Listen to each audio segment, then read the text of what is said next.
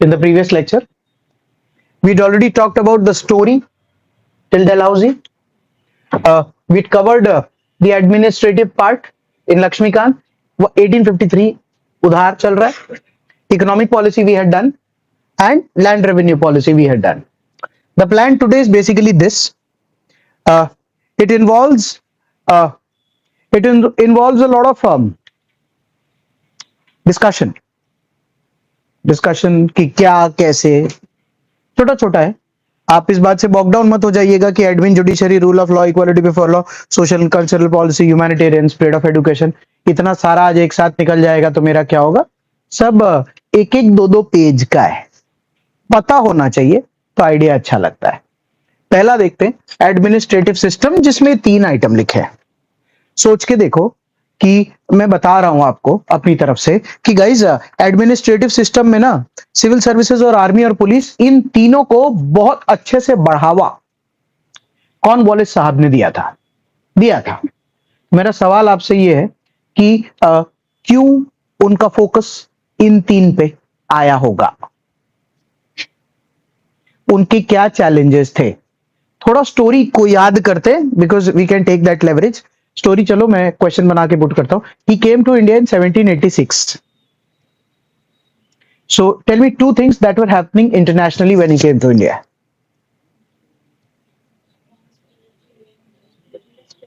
One was industrial revolution that took place in 1760.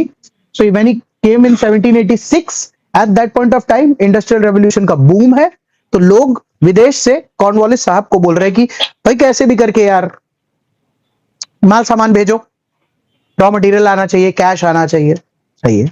और दूसरा French revolution का time period है. तो फ्रेंच रेवोल्यूशन के टाइम पीरियड में इक्वालिटी, फ्रेटर्निटी, ये सब चीजों को लेकर बात हो रही है. अभी पूरा फटा नहीं है, पर ये समझ आ रहा है कि अच्छा कोई चर्चा तो है. तो उस टाइम पीरियड में जब ये चर्चा होगी कि सिविल सर्विसेज, आर्मी और पुलिस, इसको ठीक क्यों करना है, अल्टीमेटली एक कोर वैल्यू है. ध्यान से सुनना, मैं कॉर्नवालिस, सिविल सर्विसेज वाले एस्पिरेंट्स ध्यान से देखना, ये मेरे साथ मेरे पीछे पाए जाएंगे, बिल्कुल डंडा वंडा का इस्तेमाल नहीं करेंगे. इनका मेन काम रेवेन्यू एक्सट्रैक्शन का होगा. और ये क्या बात करेंगे कि हाँ भाई तुम्हारा पैसा बाकी है, तुम्हारा पैसा बाकी है, तुम्हारा पैसा बाकी है. थोड़े टाइम बाद यही कलेक्टर जमींदार हो जाएंगे और ये सारे के सारे जमींदारों से बात कर करके उनसे पैसा लेने का पूरा काम करेंगे. सही है. उस दौरान जब ये इस एरिया में घुसेंगे तो इस एरिया में ये क्या देखेंगे पता है कि 2 लोगों को बोला हाँ भाई तुम्हारा 10-10 हजार रुपए बाकी है, चलो जमा कराओ. तो क्या बोलते हैं, ऐसा नहीं होगा साहब, मैं कल बोला था, इसने मेरे साथ ऐसा कर दिया, वैसा कर दिया. तो पता चलता है कि अगर कभी भी दुनिया में लॉ एंड ऑर्डर में किसी भी प्रकार का डाउनफॉल आता है तो सरकार को रेवेन्यू आना खत्म होने लगता है. Suppose states like Bihar, and comparing them to states like Gujarat. You say why Gujarat is more comparatively more prosperous? Yeah. Why do they add more revenue in terms of income tax and GST? क्योंकि इधर खुशहाली ज्यादा रहती है, सारे लोग काम बात में ध्यान देते हैं, लॉ एंड ऑर्डर एकदम इंटैक्ट है, कोई तरीके का प्रॉब्लम नहीं महसूस होता, तो सारे लोग अपने काम व्यापार पे ध्यान देते हैं. जब इसी स्टोरी को अपने बिहार ले जाते हैं तो स्टोरी ये हो जाता है कि लॉ एंड ऑर्डर कंपैरेटिवली लो है, पुलिस क्वेश्चनेबल पोजीशन में है, सिविल सर्विसेज क्वेश्चनेबल पोजीशन में, तो इसीलिए किसी भी प्रकार का रेवेन्यू का जो ग्रोथ है वो बिहार में एक पॉइंट के बाद एक्सपेक्ट नहीं होता. जब एक्सपेक्ट नहीं होता तो पब्लिक क्या बोलने लगती है बिहार में, यहां तो कुछ होता ही नहीं है, यहां क्या होगा. अरे तो सरकार रेवेन्यू कहां से लेकर आएगी. मान लीजिए कि एक ब्रिज बनाना है, तो उस ब्रिज बनाने के लिए रेवेन्यू लगे तो पब्लिक इनकम टैक्स और जीएसटी भरेगी, तब पैसा आएगा ना. अब बात यह है कि पब्लिक भी उस बात को इसलिए नहीं भर रही क्योंकि पब्लिक को समझ आता है कि लॉ एंड ऑर्डर का इशू है. तो लॉ एंड ऑर्डर का जब भी इशू होगा तो अगर 100 रुपए का व्यापार कर सकते हैं तो लॉ एंड ऑर्डर के इशू की वजह से व्यापार 80 रुपए पे चला जाता है. आवक में घटोतरी आ जाती है तो फिर सरकार को घटोतरी आ जाती है. सो बेसिकली एडमिनिस्ट्रेटिव सिस्टम में 3 कारण से, एक तो मेंटेन लॉ एंड ऑर्डर, इसके अलावा अगर वो मेंटेन नहीं होता तो ट्रेड होना नामुमकिन की तरफ था, पहला. दूसरा, सुपीरियर फोर्स बन के रहना है ना, तो इस काम को अंजाम देना पड़ेगा. ये मेन एडमिन सिस्टम में काम करने का था। अब एक एक करके बात करते हैं कि सिविल सर्विसेज को लेकर क्या स्टोरी है सर। सिविल सर्विसेज की स्टोरी 1786 के करीब ही स्टार्ट होती है। पिछले वाले लेक्चर में मैंने कुछ आधी बात की थी, आज ऑब्वियसली पूरी बात ले जानी, सुनते जाना है। कॉर्नवालिस साहब इंडिया आए 1786। तो मैं ये लेवरेज ले रहा हूं कि 1773 का रेगुलेटिंग एक्ट आ गया, 1784 का पिट्स एक्ट भी आ गया है और हमारी बात हो चुकी है। तो 1784 के पिट्स एक्ट के बाद एक बात तो हो गई है that the servants of the company can not trade with in India and now सुनना ध्यान से, यहां मैं चल ड्रॉ करता हूं कि ये मिस्टर कॉर्नवालिस है, ये उनके नीचे सर्वेंट्स हैं जो उनकी टीम में है और इनको दो चीजों के लिए क्लियर लेवल से मना किया गया है। एक, आप अब ट्रेड का काम नहीं करेंगे साहब, आप एडमिन सेक्शन में शिफ्ट हो रहे हैं। और दूसरा, आप इंडिया के अंदर तो ट्रेड बिल्कुल भी नहीं कर सकते, तो अगर ट्रेड नहीं कर सकते तो उनके तो पैसे गए। और third, it is mentioned that they used to have a very low salary. इस टाइम पीरियड में आपके या मेरे साथ भी ऐसा हो जाए और लॉर्ड कॉर्नवालिस आए और बोले पता है प्लान क्या है, तुम देखना मैं तो दुनिया में कब्जा कर लेने वाला हूं, वो सारे चारों बैठे रहेंगे या जितने में आप ही करो, हमको उससे क्या। तो सबसे पहले उनको ये बात समझानी पड़ेगी ना कि नहीं, वी आर सर्वेंट्स, तो अपने इस काम को कर सकते हैं। तो पर कोई भी सर्वेंट हाथ उठा के पूछेगा, सर्वेंट तो ठीक है, ईस्ट इंडिया कंपनी थे तब हम सर्वेंट थे, अब जब ईस्ट इंडिया कंपनी में काम ही एडमिन का होगी तो हम कहेंगे सर्वेंट। सिविल का मतलब क्या होता है? सिविल का मतलब क्या होता है? हिंदी में सिविल का मतलब क्या होता है? सभ्य। तो किसी को भी बोला जाएगा कि नौकर तो ठीक है, आप थोड़े सभ्य नौकर बनिए, तो आप सिविल सर्वेंट बनिए। क्या सभ्यता आपसे एक्सपेक्ट नहीं कर रहे हम। जब अभी भी गवर्नमेंट बोलती है प्लीज बी सिविल, तो प्लीज बी सिविल का मतलब है प्लीज सभ्य रहिए। सिविलाइजेशन सिविल से ही आया है, तो उसी को सभ्यता बोलते हैं, तो सभ्य ही तो कोर वर्ड है। तो इनको जब बोला जाएगा कि सभ्य सर्वेंट बनिए, तो इनको ये समझ आएगा अब सभ्यता मतलब सभ्य क्या रखना है इसमें। आराम से काम करके दीजिए, सुनिए, आप एडमिन में हैं। इनको लगा अच्छा अब हम वो नौकर नहीं है, ए, बोरा उठा, फटाफट माल भर, पेमेंट मंगा, वो सब धीरे धीरे बंद हो रहा, क्योंकि हम ट्रेड में नहीं है, अब हम एडमिन में है। 2 साल 3 साल के अंदर अंदर कॉर्नवालिस को ये समझ आने लग गया कि इस तरीके से सर्वेंट काम नहीं कर सकते, it is getting impossible for them to work. तो हमने कॉर्नवालिस से पूछा कि आप ये बताइए आपको प्रॉब्लम क्या आ रहा है। उन्होंने बोला देखो सर, इतना बड़ा एरिया, काफी बड़ा हिंदुस्तान, इस पूरे हिंदुस्तान में हम नन्ही सी फौज, और पता है इंग्लैंड ने क्या प्लान दिया, 500 करोड़ ले आना इस साल रेवेन्यू में। तो बोले कि दो काम ही हो सकता है कि मैं 24 घंटा काम करूं, सबसे रेंट की वसूली करूं, लेकर आऊं, और दूसरा ये हो सकता है कि ये जितने भी लोग हैं 10-5 हजार ये मेरा साथ दे। अब सर मुद्दा इस बात का है कि अगर ये 10-5 हजार लोग मेरा साथ देंगे, इनकी टोटल पगार भी मिला लूं, ये तो मैं खाली एग्जाम्पल ले रहा हूं, इनकी टोटल पगार भी मिला लूं तो सारे लोगों की पगार मिला के टोटल 10 हजार हो रहा है, और इनको 500 करोड़ रुपया लाना है।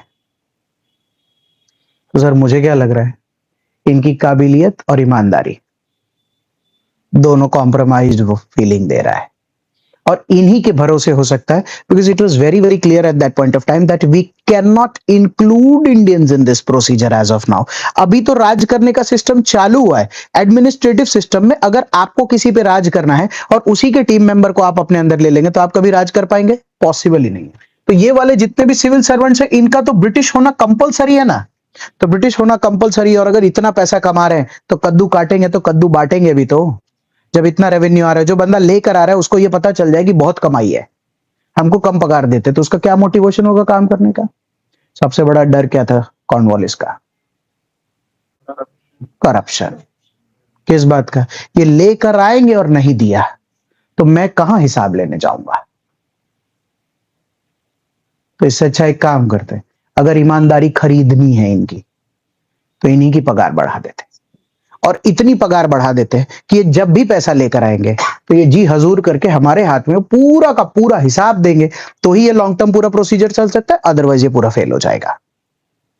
इस प्रोसेस को उन्होंने बहुत ही क्लियरली समझा और तब ये सिविल सर्विसेज का पूरा ढांचा तैयार होने लगा। वही बोल रहे थे कि trade by servants and servants specially doing low wages. Cornwallis को पहले ही हिस्टोरिकली ये पता चलने लग गया था कि सर्वेंट्स जब ईस्ट इंडिया कंपनी में काम करते थे तब जो दस्तक का इशू था, वो दस्तक का issue actually one form of corruption ही तो था। सिराजुद्दौला की वजह से प्लासी हो गया। अब जब कोई वॉर होने ही नहीं वाला है और सर्वेंट्स अब एडमिन का काम करेंगे और फिर भी करप्शन का काम अगर करेंगे तो किसका रेवेन्यू कटेगा? ब्रिटिश का। ये तो नहीं काट सकते। और खासकर जब टेरिटोरियल पावर इतना बढ़ रहा है, जमीन इतनी बढ़ने वाली है। अभी तो बोर्ड पे खाली तुम देखो 1786 का वॉर आया है कॉर्नवालिस, 1793 में तो अभी मैसूर लेगा, तो मैसूर के भी श्रीरंगपट्टनम में आधा ही लेगा। अभी तो पूरा मैसूर बाकी है, तो धीरे धीरे तो पूरी टेरिटरी बड़ी होगी। टेरिटरी बड़ी होगी तो सर्वेंट्स की रिक्रूटमेंट और जरूरत पड़ेगी और रेवेन्यू कलेक्ट होगा और ब्रिटिश का ग्रोथ आएगा और ट्रेड होगा। अभी तो सब बाकी चल रहा है। तब धीरे धीरे उन्होंने रियलाइज किया कि कैसे भी करके इनको हमारी टीम का मेंबर बनाना पड़ेगा। और सिंपल सी बात है, ये दुनिया का दस्तूर भी है। आप किसी को भी ज्यादा पगार देते तो आप उसको रोल ज्यादा देंगे तो उसको कोई दिक्कत नहीं है, पर किसी को भी अगर आप रोल ज्यादा देंगे और पगार कम देंगे तो उसको दिक्कत हो सकता है। तो इसीलिए टेरिटोरियल पावर, एडमिनिस्ट्रेटिव फंक्शंस ले लिया। 1786 में कॉर्नवालिस ने रियलाइज किया और फिर उसको पता चला कि ब्रिटिश आइडियाज पे इस काम को अंजाम देना पड़ेगा। By 1992, servants की salary became the highest on planet Earth. फिर 1793 में कॉर्नवालिस ने परमानेंट सेटलमेंट अप्लाई किया। सुनना ध्यान से, परमानेंट सेटलमेंट अप्लाई किया तो 10th 11th तो ईस्ट इंडिया कंपनी को जाएगा एंड 1/11 जमींदार को। तो जो 10th 11th जाएगा वो पैसा कौन कलेक्ट करने जाएगा? सिविल सर्वेंट, क्योंकि रेवेन्यू की जिम्मेदारी, दीवानी की जिम्मेदारी सिविल सर्वेंट की है। वो जब कलेक्ट करने जाने लगेगा तो गाइस हम बोर्ड पे क्या देख रहे हैं, 1793 से लेकर अराउंड 1800 तक इनका जो वर्चस्व है ये हिंदुस्तान में बहुत बढ़ने लगा। किताब इस बारे में बात करता है कि every second person in Britain wanted to apply to become a civil servant in the colony of India at that point of time. हमने पूछा कि मतलब तुम्हारे में इतनी कम पगार मिलती है क्या कि सालों पगार के चक्कर में तुम हिंदुस्तान तक आने तैयार हो? बोले इट्स नॉट ओनली द पगार part, it's the power, it's the facility and it's all the XYZ that everybody thinks that a civil servant gets today. The reason we are all sitting in this classroom कि सब कुछ मिलता है, बस एक बार बन जाए। इतना रौब रुतबा हो गया था। आई थिंक दैट इज आज भी ये हवा है कि ये सारी चीजें मिलती है, बट गाइस आज के दिन में ऐसा है, काम काफी है, काम काफी करना पड़ता है, काम काफी करना चाहिए और उसके बदले में जितनी चीजें मिल रही है वो सिर्फ इसीलिए मिल रही है क्योंकि काम काफी है, काम करना है और काम करना चाहिए। इन दोनों के बीच में करंट गैप है जो सोशल मीडिया भर रहा है कि कोई काम नहीं है, कुछ नहीं करना होता है और तब भी गाड़ी बंगला नौकर चाकर मिलता है। What world are you living in? It's not going to happen. Trust me. You have to work and you should work. Why would you work? It's a responsible bloody job. There's so many people under you who are having some form of expectation, or probably your place or your chair is such which has been assigned some work so that the administration can run in a particular manner. तो काम तो करना ही चाहिए ना, उसमें क्या लेना देना है। उस टाइम पीरियड में ये वाला चैलेंज था। अब 1800 में हिंदुस्तान में एक बंदा आएगा जिसका नाम है वेलेस्ली। 1798-99 वेलेस्ली को एक चीज का प्रॉब्लम होने लगा। सब्सिडियरी अलायंस के वक्त, मराठा वॉर्स के वक्त, टीपू सुल्तान को मारने के वक्त वेलेस्ली की जिंदगी में मैसूर पूरा अंदर मिला। वेलेस्ली ही 1803 में दिल्ली जाएगा।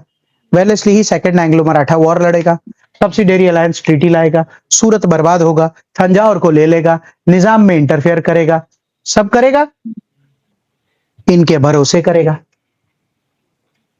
सही है, जब इनके भरोसे करेगा। वेलेस्ली को क्लियरली एक बात का रियलाइजेशन हुआ, निहायत ही अनपढ़ है, ये सिविल कम और सर्वेंट ज्यादा है। तो हमने पूछा कि क्यों? They all come from Britain, so they should be people who will be knowing everything. और ब्रिटेन से आए तो है, पर काम तो हिंदुस्तान में करना है ना राजा। तो उसको बोलो कि अगली ट्रेन लेकर बंगाल चला जा, तो पूछता कि सर वेस्ट बंगाल उस बाजू है। बंगाल जाए, उसको बोल अलीपुर द्वार से माल कलेक्ट करके लाना है। एक काम कर, थोड़ा दर्ज। How will they know? Education को लेकर ना एक चैलेंज आने लग गया था कि हमको किसी भी हाल में एडुकेटेड इंडियन रिक्रूट्स की जरूरत है। अगर वो एडुकेटेड नहीं होंगे तो हमारी हालत खराब होने लगेगी। अब उनको एडुकेशन प्रोवाइड करने के लिए जाने अनजाने में इन्होंने हिंदुस्तान का पहला अच्छा डिसेंट कॉलेज खोला था 1801, फोर्ट विलियम कॉलेज, कैलकाटा। उस कॉलेज में, ये फोर्ट विलियम वही पोर्ट है जो खाली करने के लिए सिराजुद्दौला के वक्त बोला था। तो फोर्ट विलियम का कॉलेज उस वक्त खोला गया था ताकि रिक्रूट्स ठीक से उसकी ट्रेनिंग वगैरह ले सके और इस काम को अच्छा अंजाम दिया जा सके। भारी तो सबको लग रहा था भारी तो सबको लग रहा था। क्या सोच के कि अरे यार सुनना, सोचना कि यार अब इनको वहां से बुला के लाने का, ला के इधर इनको ट्रेनिंग देने का, इनको एडुकेट करने का, फिर इनको सिस्टम में चलाने का। ब्रिटेन ने इस काम को कम से कम 30 साल चलाया। 30 साल तक ये पूरा प्रोसेस इसी तरीके से चलता रहा। मैं आपसे क्वेश्चन पूछता हूं, 1833 में क्या हुआ था? हाँ, 1 लाख रुपए एडुकेशन के लिए तो 1813 में दिया था। क्योंकि हम सिविल सर्विसेज पढ़ रहे हैं, तो 1833 में क्या हुआ था जो एक्ट कल पढ़ा था? वो एग्जाम। सिविल सर्विसेज की ओपन एग्जाम हुआ करेगी और उस एग्जाम को कोई भी दे सकता है, कभी भी दे सकता है, किसी भी तरीके से दे सकता है। ये सब की बात होने लगी। ऐसा क्यों? दो कारण। दो कारण। विदेश में इतने लोग पैदा हो गए थे जो ये बोल रहे थे कि हमको भी इंडिया में सिविल सर्वेंट बनना है। एंड मोस्ट इंपॉर्टेंटली, इंडिया में इतने लोग हो गए थे 30 साल के अंदर अंदर जो खुद शिक्षित हो गए थे और बोल रहे थे excuse me, can we also apply for the Indian civil services और the imperial services in this country? बोले तुम कौन हो भाई साहब? बोले साहब हम आप ही के स्कूल कॉलेज में तो इंडिया में पढ़े हुए आदमी हैं, दूर से विदेश से लोग आकर यूपीएससी एग्जाम क्वालिफाई करके जा रहे हैं, तो हम तो जा ही सकते हैं ना। तब इनको लगा तो कोई भी आएगा, इसीलिए एक सिविल सर्विसेज का एग्जाम होस्ट करना पड़ेगा। जब सिविल सर्विसेज के एग्जाम होस्ट करने को लेकर बात होने लगी, किताब ये कहता है कि 1833 में इसका जिक्र था, पर 1853 का एक्ट जो मेरा पढ़ाना बाकी है, उसके बाद सिविल सर्विसेज का एग्जाम हिंदुस्तान में होने लगा। ये तो अपनी बात हो रही है। तब उसको यूपीएससी नहीं बोलते थे, कभी आईसीएस बोलते थे, इंपीरियल सिविल सर्विसेज करके बोला जाता था। 1920 में वो यूपीएससी हो जाएगा ऐसा। तो तब से 1853 से ओपन एग्जाम था। बात हो रही है तो बात कर रहा हूं, बाद में पढ़ाना भी है। 19 साल मैक्सिमम एज था। कंपलसरी लंदन में ही एग्जाम होगा, कंपलसरी इंग्लिश में ही एग्जाम था, कंपलसरी ब्रिटिश हिस्ट्री और ग्रीक नॉलेज और ये सब होना जरूरी है। इंडिया में से तो जाना ही बंद कर दिया लोगों ने। जहाज से अगर तब लंदन जाते खाली एग्जाम देने तो कितने दिन लगते? बराबर है, 2 महीने का एवरेज ले रहा हूं, 1.5 महीना भी लग सकता है। 2 महीना जाने में लगता है, उतने में तो जो सब्जेक्ट बाकी होते हैं कोर्स खत्म कर सकते हैं जहाज में जाते हैं। फिर वहां पहुंचने के बाद उस एग्जाम को मल्टीपल स्टेजेस या जिस भी फॉर्म में दो, फिर पास हुए तो वहीं रुको, क्योंकि कौन वापस आएगा वापस के लिए? अभी फेल हो गए तो वापस जहाज लेकर आओ, उसमें भी क्या पढ़ना है? वहां के सिविल सर्विसेज और वहां की हिस्ट्री ज्योग्राफी को लेकर, और फैंसी इंग्लिश। इतने ग्रूम्ड होते तो इंडिया में ही कोई स्टार्टअप करके कुछ कर लेते। ऊपर से इंडिया क्या हालत में था यार 1853 में, उसकी तो बात करो। अभी तक बात तो हुई अपनी कि इकोनॉमिक पॉलिसी में क्या स्थिति है, एडमिन पॉलिसी में क्या स्थिति है। नॉट मेनी इंडियंस, मतलब in some time from now I will talk about it, not many Indians from India qualified for civil services. If my memory serves me correct, 1854-55 में सत्येंद्र नाथ टैगोर पहली बार यूपीएससी मतलब civil services में जाएंगे। तो 1854 में जाएंगे का मतलब है जब सिविल सर्विसेज ओपन हो जाएगा उसके बाद ही पहले इंडियन का नंबर लगेगा उसमें। तो उस बात को टाइम है काफी।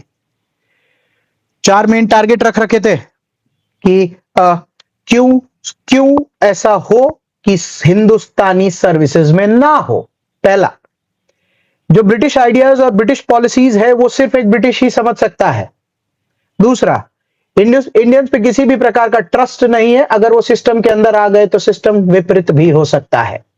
थर्ड, अगर रूल को कंसोलिडेट करना है तो कैसे भी हमको ब्रिटिश बंदों की जरूरत पड़ेगी, और अगर ये एक ल्यूक्रेटिव सैलरी का जॉब है तो we have to make sure that British वो सैलरी विड्रॉ करे कंपेयर टू इंडियंस। क्योंकि मैं हर एक को 1857 तक ही पढ़ा रहा हूं, तो सिविल सर्विसेज का पढ़ाना मेरा यहां पर पूर्ण होता है। Fair? And I am moving to the story of army. Talking about the army. पता है ईस्ट इंडिया कंपनी था ना, तो ईस्ट इंडिया कंपनी कभी आर्मी थोड़ी मेंटेन करता था।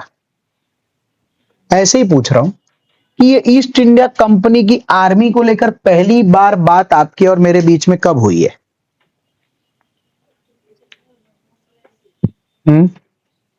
एनीबडी?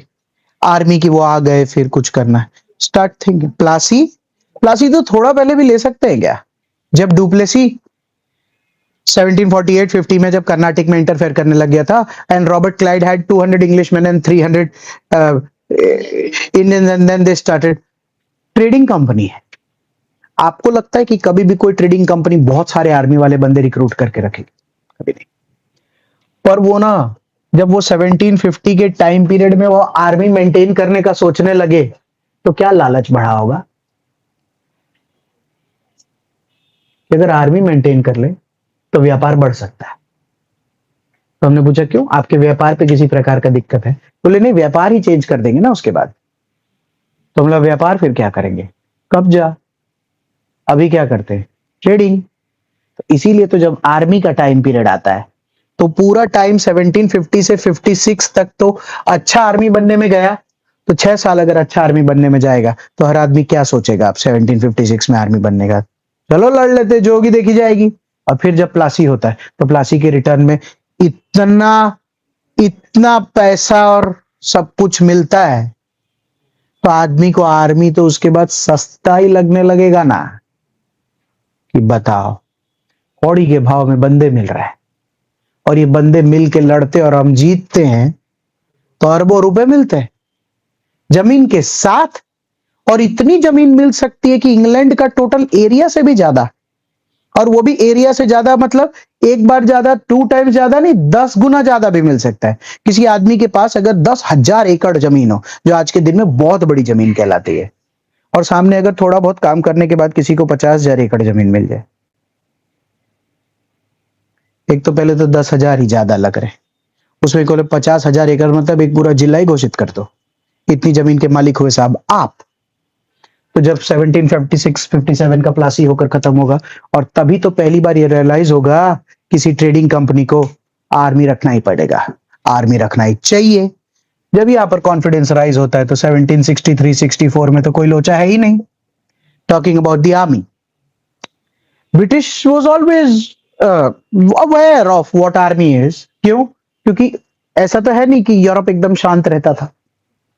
वो तो अपने वॉर फ्रांस से इधर उधर दुनियादारी वो तो लड़ते ही रहते थे। वो क्योंकि इंडिया में एक ट्रेडिंग कंपनी थे, तो उन्होंने कभी नहीं सोचा था कि हमको इंडिया में आर्मी की क्या जरूरत है। और अचानक से पता चला कि यूरोप में तो इतनी तेजी नहीं है व्यापार धंधा करके आर्मी रख के, जितनी इंडिया में रखकर फायदा हो सकता है। तो आर्मी रखना तो स्टार्ट करना पड़ेगा ना।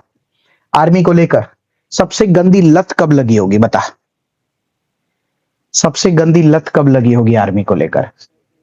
बक्सर के बाद इलाहाबाद की ट्रीटी में। इलाहाबाद की ट्रीटी में जब नवाब को बोला होगा disband your own army and we'll keep ours, और जब पहली बार बोला होगा कि उसका खर्चा भी तुम ही दे देना, जी सर, पालना भी तुम ही, कहां लड़ाना है ये हम देख लेंगे।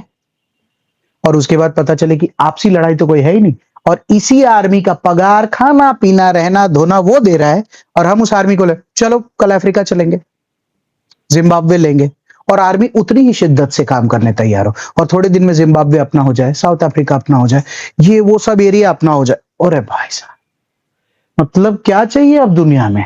और फिर वापस लेकर आओ तो बोले कि पता है वहां गए थे तुम्हारी आर्मी वालों को लेकर जिम्बाब्वे कब्जा करने, 10 लाख रुपया खर्चा हो गया, दो, अगला निकाल के दे भी दे।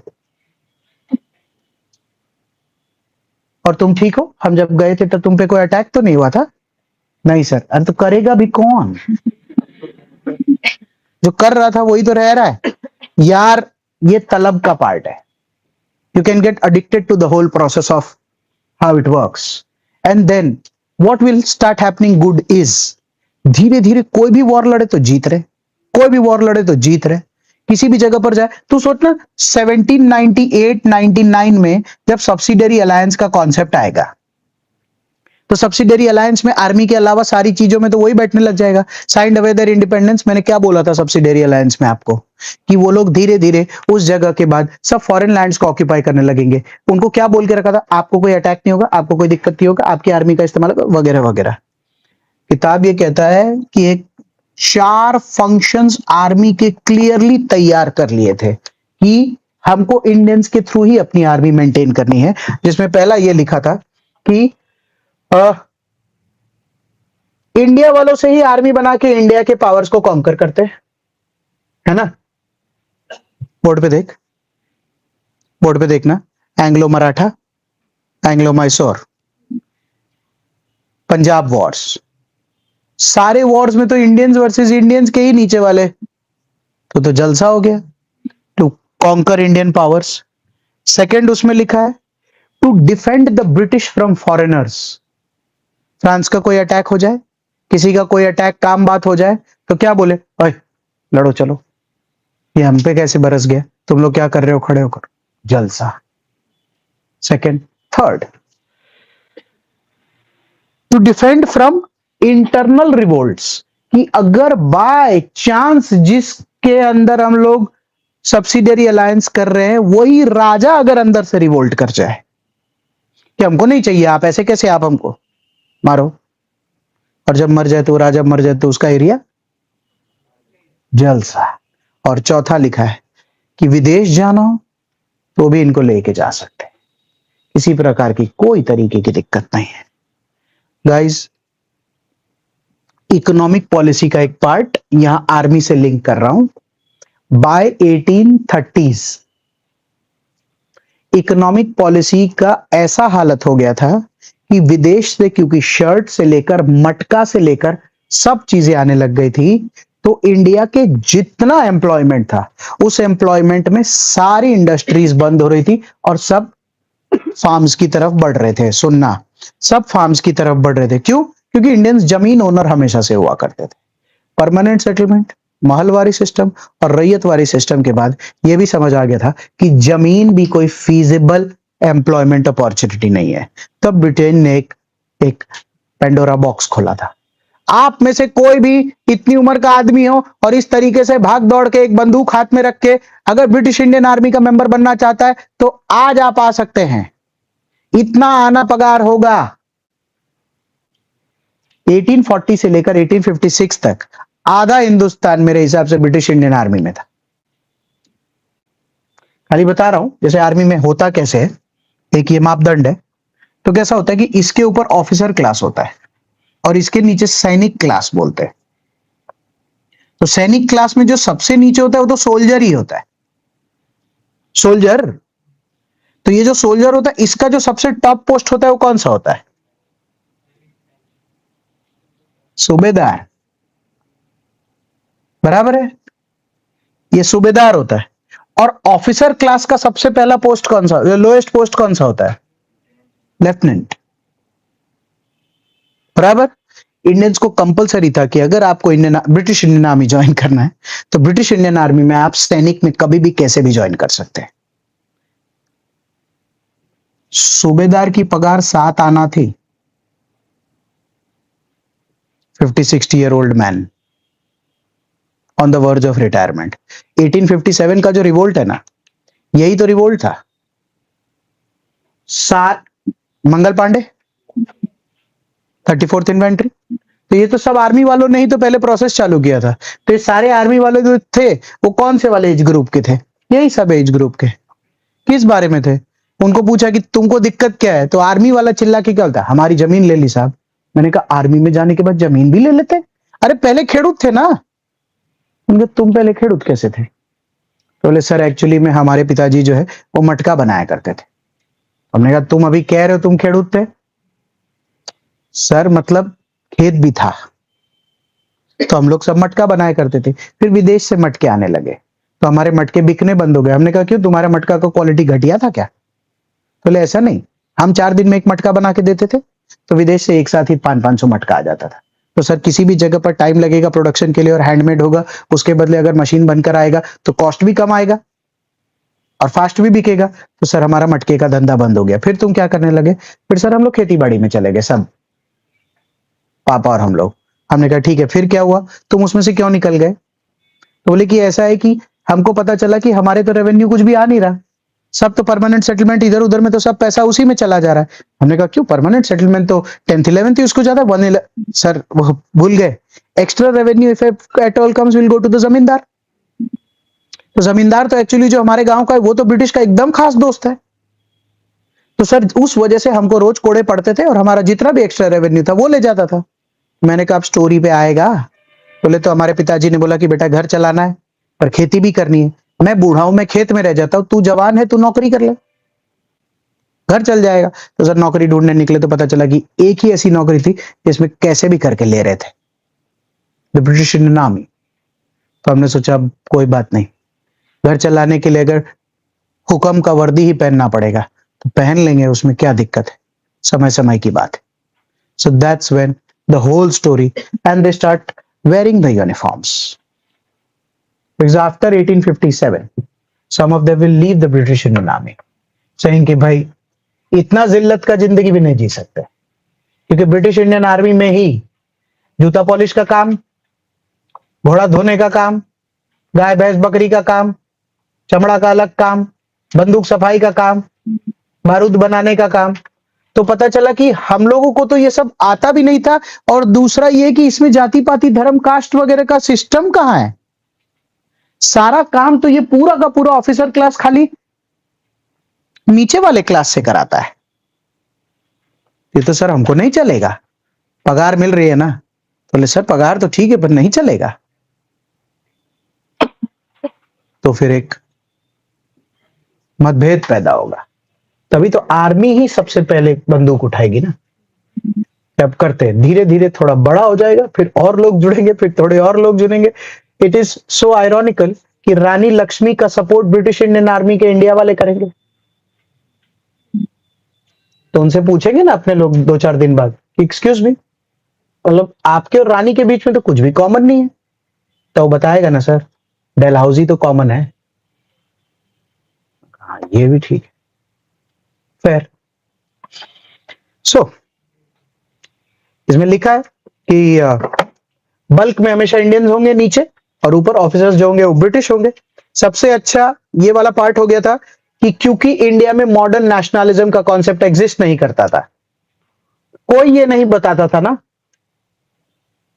जैसे आज भी वैसे तो वैसा ही बटा हुआ है आर्मी, बट पहले क्या होता था, अच्छा तुम भी सैनिक हो, हम भी सैनिक है, तुम कहां से, हम राजपूत, तुम हम गुरखा, तुम हम ये, तुम हम वो। तो जो सैनिक थे वो लोग तो खुद ही कोई कोई टैग्ड थे, तो इसीलिए आज भी इंडिया में वो रेजिमेंट्स है। तो ब्रिटिश को सबसे ज्यादा फायदा ये होता था कि ये वाला जो लड़ाकू कौम है उसमें मॉडर्न सेंस ऑफ नेशनलिज्म तो एग्जिस्ट ही नहीं करता है। और बोलो बहुत ही यूनिक चीज इंडियंस में देखने मिली कि नमक हरामी का जो कॉन्सेप्ट है वो इंडिया में एग्जिस्ट ही नहीं करता है। आपका नमक कहाँ है साहब? तो अब आप जो बोलेंगे, जाओ जरा जूता धो के आओ, धो के ला देगा। तो बोले क्यों जूता धो के ला रहा, नमक खाए साहब। बोले दैट वाज कमेंडेबल। लॉयल्टी का जो level Indian British Indian soldiers में देखा जा रहा था, बोले कि that was also an addiction for British, कि यार how on planet earth withdrawing so less salary can you be so loyal where you are even ready to die in an unknown land in Africa where you do not even know the intent of the people you are fighting for। कि अगर किसी British Indian army के soldier को Africa ले जाए और बोले कि जैसे भी जमीन है ये जीतना है हमको, वो कुछ नहीं सोचता है, वो लड़ रहा है उस गेम में, उसे भाई साहब मतलब कि उसके लिए लड़ रहा है, नमक खाए बोले हैं सेठ, लड़। इतना हाई लेवल बेनिफिट था, इससे ही तो कॉलोनाइजेशन में काफी कैप्चर कर गया ब्रिटेन। It helps. और ऐसा नहीं है 47 तक चलेगा ये। वर्ल्ड वॉर 1 में वर्ल्ड वॉर वन इज 1914-15, तो अभी तो मैं 1857 तक ही आया हूं। इसके 65 साल बाद भी वर्ल्ड वॉर वन में इंडिया की तरफ से ब्रिटिश इंडियन आर्मी के मैक्सिमम सोल्जर्स भेजे जाएंगे यूरोप, जाएंगे हमारे वाले। उनसे पूछेंगे बीच में जाते थे कौन सा वॉर लड़ने चाहते, ऐसा नहीं, सेठ बोले लड़ना है किसके सामने, जो सामने आएगा उसको कैसे भी खत्म करना है, उसमें तुम मर गए तो नमक का है, वो तो धंधा है साहब, प्रोफेशन है। आर्मी में तो कमेंडेबल लॉयल्टी, दैट हेल्प्स। जैसे इसी में इकोनॉमिक पॉलिसी वगैरह में भी एक वही सेंटेंस यूज होता है कि जैसे Mughals when they came to India they assimilated and became complete Indians, came coming in 1526 and probably we are talking about 1857, तो 1526 है, सपोज 1726 ले लेते हैं, 200 साल। तो 200 साल में तो British was, Mughal was as Indian as they could have been at that point of time, and obviously when you come from somewhere though you will bring that imprint with along with you, that's fine। हम लोग भी गुजरात से बाहर अगर कभी जाते तो हम ये बोलते हैं कि भाखरी खाकरा है, खमण मिलता है तो ले लेते हैं, that's the imprint. But Britain को लेकर ये बोलता है कि 1498 में वो लोग आए थे और 1600 में इंडिया सेटल हुए। 150 साल में इंडिया में रहने के बाद भी they were perpetual foreigners in this country. Perpetual foreigners का मतलब है कि sense of belongingness and ownership उतना नहीं रहा जितना एक्सट्रैक्टिव मेंटालिटी को लेकर रहा। प्रोबेबली इस वजह से it is said that they were destined to rule, राज तो करना उनका बनता ही था ऐसा, and probably that is one of the reasons कि मुगल का राज करना थोड़ा कम बन पाया। फिर so this is the story of the army and then talking about police.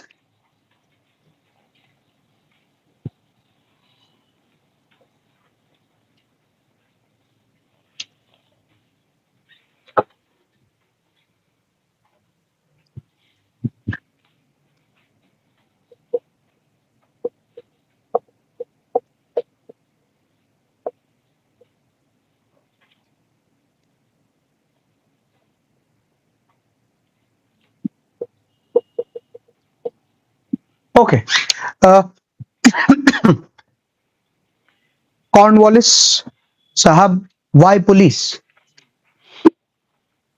सोचा भी नहीं था बोले कि इतना पुलिस का जरूरत पड़ेगा। दिक्कत ये आ गई कि जमींदारी सिस्टम जब लागू हुआ, सुनना, परमानेंट सेटलमेंट, तो एक जमींदार, मान लीजिए मैं ही वो जमींदार हूं, मैं पहुंचा, मैंने कहा हाँ भाई तुम्हारा वो बात हुआ था ना, 10,000 रुपया लाओ। तो पता चले कि इसके घर में कल रात चोरी हो गई थी 10,000 की। तो मेरे को लगा ये झूठ बोल रही है, तो मैंने पीछे वाले से पूछा कि तुम इसके पड़ोसी हो, इसके कल चोरी हो गई? हाँ साहब, कोई लूट कर ले गया, अब तो इसके पास पैसा ही नहीं है। पर यार मैंने तो परमानेंट सेटलमेंट के तहत तो बोल रखा है ना ऊपर कि मैं दूंगा, और अगर हमने फिक्स डेट पर पैसा नहीं है तो मैं ही जमींदार से हट जाऊंगा, तो इसके तो घर चोरी हो गई है। तो गए 10,000, मैं पीछे गया, बोला हाँ तुम्हारा वो 15,000 रुपया था, तो ले आज ही किसी ने चाकू मार दिया साहब, अब हम तो अस्पताल जाएंगे कि आपको देंगे, बताइए आप क्या। तो क्या समझ आने लग गया पता है, कि अगर जमींदार को वसूली का काम दे रखा है तो जमींदार की जिंदगी की सबसे बड़ी प्रॉब्लम वसूली में ये आ रही है कि अगर एरिया में लॉ एंड ऑर्डर बराबर मेंटेन्ड नहीं है तो कभी भी पूरी वसूली नहीं हो सकती। और सबसे ज्यादा मोटिवेशन किन दो लोगों का गिरेगा? एक ब्रिटिश और एक जमींदार। जमींदार का क्यों गिरेगा? वो तो बोली लगा दिया कि 1,10,000 में फाइनल कर दो, आपको लाख रुपए दे दूंगा, 10,000 जमींदार का होगा, और उसके बाद उसका मोटिवेशन ये कि और लाख 2 लाख रुपए नीचे से उठा लूंगा तो मेरा हो जाएगा। अब रोज कोई चाकू मार लिया, किसी के घर चोरी हो गई, फलना डेम का। स्टार्टिंग में कॉर्नवालिस ने जमींदार को ही लॉ एंड ऑर्डर मेंटेन करने का फंक्शन दिया था। सुनना, अब कैसी हालत हो गई जमींदार की, दिन रात बैठा रहता था, कोई चाकू नहीं चलाएगा, कोई ये नहीं करेगा, कानून ही कहां है। मतलब अगर लोग सही में जमींदार को देखकर आपसी मतभेद खत्म कर देते तो बात ही क्या थी। फिर जमींदार ने भी बोला, किताब ये लिखता है कि जमींदार was initially allotted the law and order problem. I am assuming कि कॉर्नवालिस के पास गए होंगे और बोला होगा साहब बहुत मगजमारी चल रहा है नीचे, कोई चाकू मार दिया एक के, अरे तो तुम देखो ना भाई, जो ठीक लगे करो। तो अगले को लॉ एंड ऑर्डर संभालने दे दिया।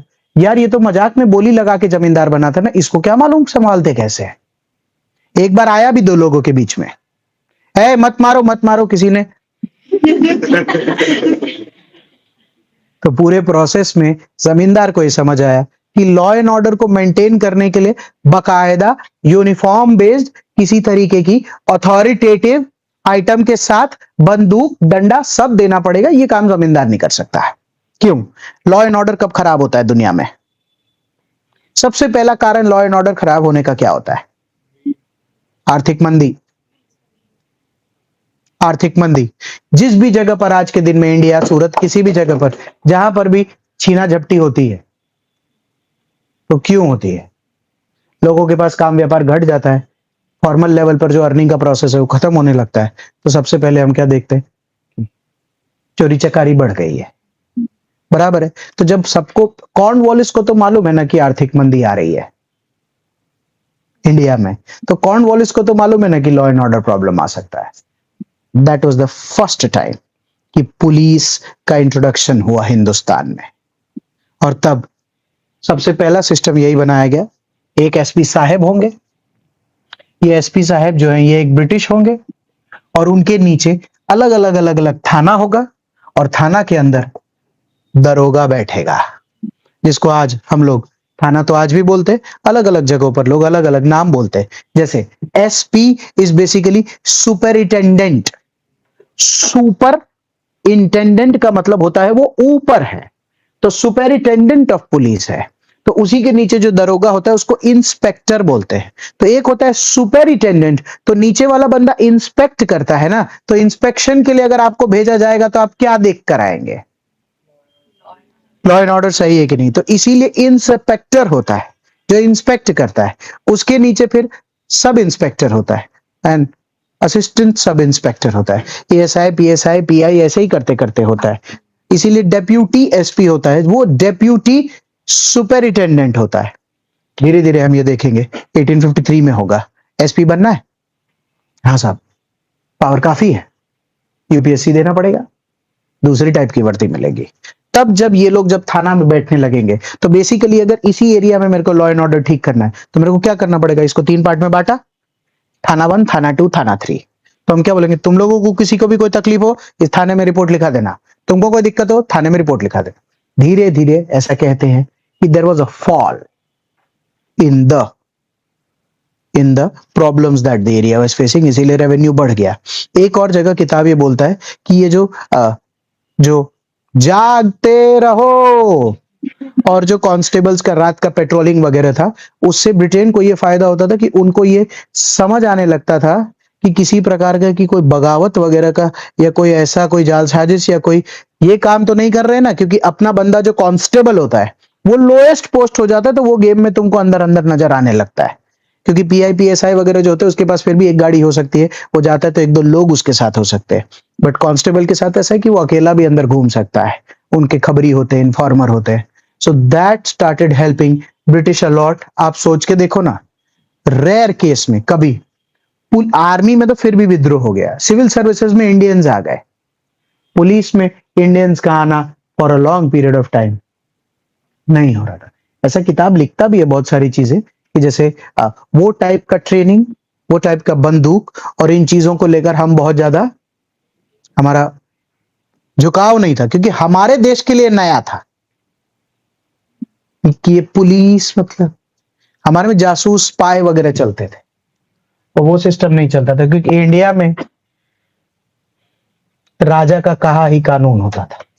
अब पता चले कोई आके कानून बनाने सिखाने लग गया एंड ऑल दैट। इसीलिए they were unsympathetic towards the Indians. Law and order तो अच्छा हुआ, कोई भी कॉन्स्पिरेसी अगर ब्रिटिश के खिलाफ होगी तो उसमें भी घटोतरी देखने के लिए मिली। ये तीनों को लेकर 1857 में तो मुझे पुलिस को लेकर कुछ बात भी नहीं करनी सर। 1857 के रिवोल्ट में पुलिस का कुछ, सब आर्मी का ही लेना देना होगा sir. This is the administrative system at that point of time. I am moving to judiciary. Take 2 minutes, go through the notes, और मुझे जुडिशरी को लेकर लिखना है।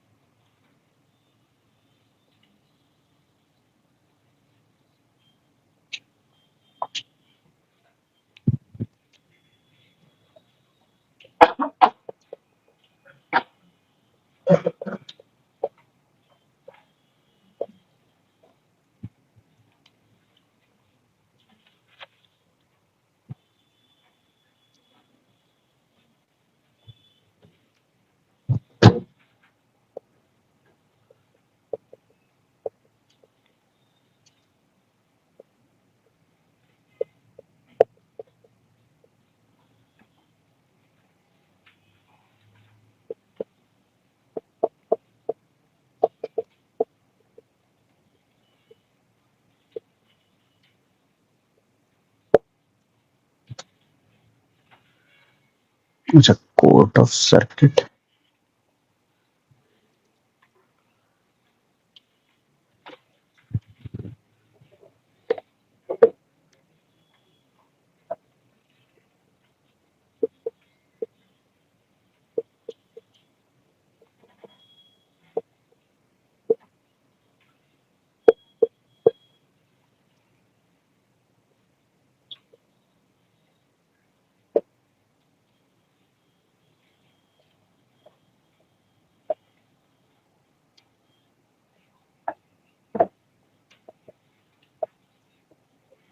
सुनते हैं। जैसे the question is why courts,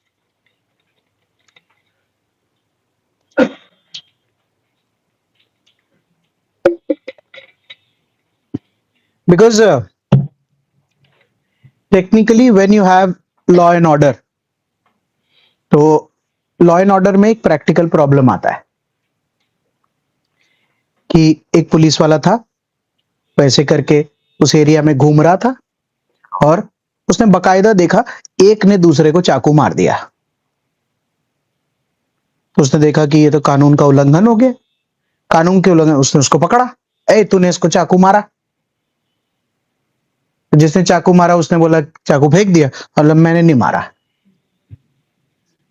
बोले मैंने देखा तूने उसको मारा।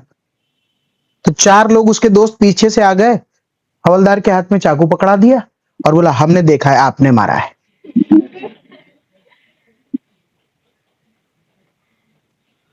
मुद्दा इस बात का है कि अब ये प्रूव कैसे होगा कि किसने मारा है।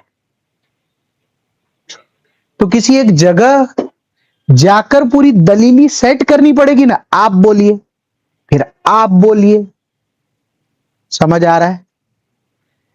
इस वजह से कोर्ट का ये पूरा मैटर आया है। सबसे पहले जमींदार, उन्होंने बोला हमको इसमें से निकालो, लॉ एंड ऑर्डर में से। फिर आए पुलिस वाले, बोला हम संभाल लेंगे। फिर पुलिस वालों को भी तो पता चला कि हम भी एक लिमिटेड लेवल पर ही संभाल सकते हैं। दिन भर दो लोगों का एक के बाद एक बैठे बैठे केस सुनना और रोज रोज समझना, ये क्या कोई मजाक चल रहा है क्या? एक ही आदमी का रोज सुनते रहेंगे तो पता चले एक हवलदार को 1 साल के लिए केस अलॉटेड है। हवलदार को क्या वाइब आएगा पता है कि यार मैंने तो खुद देखा है, मतलब इसमें इसमें इतनी बात करने की क्या जरूरत है। इस वजह से कोर्ट का पूरा स्ट्रक्चर तैयार हुआ। अब दो टाइप के ही केसेस होते हैं, एक होते क्रिमिनल केस, एक होते सिविल केस। क्रिमिनल केस मतलब चाकू मार दिया वगैरह इस क्रिमिनल केस। सिविल केसेस कि मैं तुम्हें छोड़ के जा रही हूं, सिविल हो गया भाई। या फिर आपने हमारी जमीन ले ली है, ऐसे कैसे घर इधर बना दिया है, and all that, civil cases. तो सिविल केसेस को लेकर मैंने जो किताब वगैरह में मेंशन है उसको एक फ्लो देने की कोशिश की है कि इस टाइम पीरियड में 4-5 टाइप के कोर्ट तैयार हो गए थे। 1 2 3 4 5। सबसे पहले क्या समझना पड़ेगा कि टेक्निकली सुप्रीम कोर्ट, सुनना बात थोड़ी अजीब है पर ऐसा ही है, सुप्रीम कोर्ट हिंदुस्तान में विच ईयर? सही है, ऐसे ही asking out of curiosity. Guys, high court in India which year?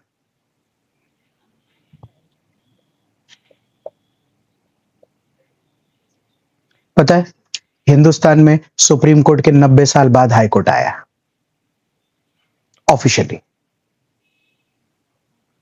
मैं तुमको आज हाई कोर्ट पढ़ाऊंगा नहीं क्योंकि मैं तो 1857 तक पढ़ा रहा हूं, पर बात करके छोड़ रहे। सीआरपीसी, आईपीसी, सीपीसी कौन से साल? ये 3 नाम तो मालूम है, CrPC, CPC, IPC. Criminal procedure code, Indian penal code, जैसे कुछ ये वहां है 1859, 1860, 1861। तो टेक्निकली मैं अभी वो भी नहीं पढ़ा रहा, अब तो वैसे भी वो खत्म हो गया है तो पढ़ाना नहीं, पर वो कब आया वो तो पढ़ाना है। तो आई एम जस्ट राइटिंग कि सीपीसी, सीआरपीसी, आईपीसी, इन तीनों का टाइम पीरियड 1859 टू 1861 का है। तो सवाल ये पैदा होता है, सर ये सब जब 1857 के रिवोल्ट के बाद है तो उससे पहले इतना बड़ा ढांचा बना के आप क्या कर रहे हैं? यार मैं क्या करूं, तुमको मैंने बताया था ना 17 I request you to leave. It will help you. तुझे मदद मिलेगी। I am not squint. Pockets होते क्लासरूम के, सैंक्टिटी मेंटेन करते तो सही रहता है। बहुत मेहनत करके आते हैं लोग, ईमानदारी से, और बहुत उम्मीद के साथ भी आते हैं लोग। मुझे उन्हीं की चिंता है।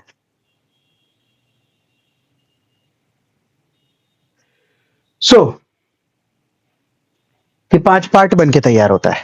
सबसे टॉप सदर दीवानी। तो दीवानी में अपने को दीवानी से क्या समझ आता है कि ये रेवेन्यू रिलेटेड कुछ होगा, तो आई एम जस्ट राइटिंग कि ये सिविल कोर्ट्स है, बराबर।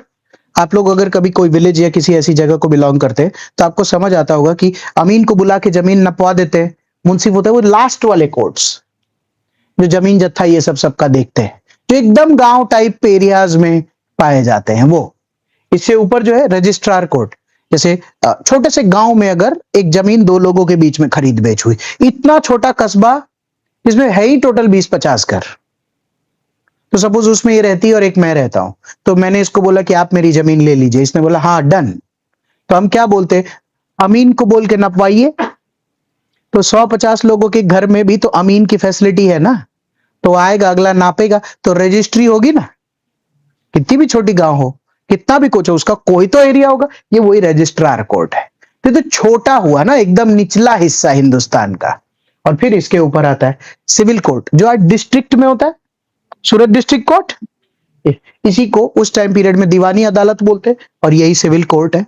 सिविल कोर्ट से गेम अगर ऊपर जाएगा तो प्रोविंशियल कोर्ट्स, जो प्रोविंसेस में हुआ करते थे, तो प्रोविंशियल कोर्ट ऑफ अपील है। मैंने एरोज ही इसी तरीके से बनाए हैं कि अगर इधर कोई भी दिक्कत आ गई तो आप अपील ऊपर की तरफ कर सकते हैं। इस जगह पर ऑब्वियसली सिविल सर्वेंट वाला बैठेगा, और इसके ऊपर जो सबसे टॉप है वो सदर दीवानी अदालत। आगे जाकर, खाली बात कर रहा हूं, आगे जाकर गाइस इसी को हाईकोर्ट बना देंगे। जैसे sir what will you do in 1865? What will you do? What I will do is in 1865, time है बोर्ड पे देखना, इन दोनों को क्लब कर दूंगा और यहां हाई कोर्ट लिख दूंगा और सुप्रीम कोर्ट को इसके ऊपर कर दूंगा। तो कैसा है कि हाई कोर्ट में सिविल और क्रिमिनल दोनों के केस आया करेंगे, और अगर वहां से भी अपील करनी हो तो आप सुप्रीम कोर्ट जा सकते हैं। ये जो बाकी हो तो बराबर ही रहेगा। British Privy Council will come with an act that we'll talk about, but this we are just talking about the structure of the judiciary, because when you go through the NCERT and the story, so you will realize कि words आएंगे, तो structure बना रहता है तो पता चलता है कि कहां की बात हो रही है। जैसे उसी टाइम पीरियड में क्रिमिनल केसेस के लिए कॉर्नवालिस ने 1793 में पहली बार क्रिमिनल केसेस के लिए बंगाल प्रेसिडेंसी में लागू किया था। आप और मैं आप समझ सकते हैं, दीवानी का मतलब सिविल होता है, निजामत का मतलब ही law and order related criminal cases होता है, इसीलिए कोर्ट का नाम ही निजामत अदालत है। उसके नीचे बस नाम में बदलाव है, कोर्ट ऑफ सर्किट बोल रहे हैं, बराबर। और उसके नीचे लोकल कोर्ट्स, कि किसी में भी कहीं पर भी दिक्कत हो गई तो यहां से ऊपर और यहां से ऊपर। ये फर्स्ट स्टेज ऑफ जुडिशरी है जो सेट हुआ। इसमें सबसे अच्छा क्या हुआ पता है? इस जगह पर ही कॉर्नवालिस ने दीवानी अदालत में सिविल कोर्ट्स को और उधर को अलग कर दिया और कलेक्टर को इधर अलग कर दिया, तो ड्यूटी सेपरेट हो गई ना दो की। ड्यूटी सेपरेट होने से आज भी हिंदुस्तान में ऐसा ही है। अगर सूरत शहर के कलेक्टर है तो क्या उनको इस शहर के डिस्ट्रिक्ट कोर्ट में हाजिर करने के लिए बोला जा सकता है? हाँ। अगर इस शहर में किसी भी प्रकार का कोई अवैध धंधा हुआ या कोई काम बात हुआ और कुछ भी हुआ, कोर्ट तो बुला ही सकते हैं ना। क्यों? क्योंकि इंडिया जो है वो तो 3 पिलर्स ऑफ डेमोक्रेसी पे काम करता है ना, जुडिशरी, लेजिस्लेचर, एग्जीक्यूटिव। तो जुडिशरी जो है वो कलेक्टर एग्जीक्यूटिव है, तो उसको बुला तो सकता ही है, तो कलेक्टर जाएगा। क्यों? कानून के सामने सबके सब एक समान है। कोई मुद्दा होगा इसीलिए किसी उल्लंघन को लेकर बुलाया होगा तो आते होंगे। ये फर्स्ट स्टेज जुडिशरी बनके तैयार हुआ। फिर अभी तो चर्चा है कि 1800 तक कोई दिक्कत नहीं आई। वेलेस्ली ने इसको और ये कॉर्नवालिस के बाद स्टोरी में तो ध्यान रहता है ना, वेलेस्ली 1800-1802 तब तक भी किसी तरीके की दिक्कत नहीं आई। फ्रांसिस राउडन हेस्टिंग में भी दिक्कत नहीं आई। एक जगह पर विलियम बेंटिक के वक्त, क्योंकि विलियम बेंटिक इंडिया का क्या बन गया था? Governor general. विलियम बेंटिक ने बोला कि प्रोविंशियल कोर्ट ऑफ अपील जो है और कोर्ट ऑफ सर्किट, खाली मैं मिटा रहा हूं एक बार बेंटिक के लिए, बिकॉज मैं 1833 आ रहा हूं, कि प्रोविंशियल कोर्ट ऑफ अपील और कोर्ट ऑफ सर्किट इसको हटा देना चाहिए। अगर इन दोनों को हटाएंगे, प्लीज एरो देखते हैं, इन दोनों को अगर हटाएंगे तो लोकल कोर्ट से यहां से आप डायरेक्ट और यहां से आप डायरेक्ट चले जाएंगे। इन दोनों को मिलाएंगे तो हाई कोर्ट बुला लूं तो सेट हो जाएगा ना। डिस्ट्रिक्ट कोर्ट के बाद हाई कोर्ट, ये रहा डिस्ट्रिक्ट कोर्ट। तो डिस्ट्रिक्ट कोर्ट के बाद बीच वाले हटा देंगे तो हाई कोर्ट जा सकते हैं।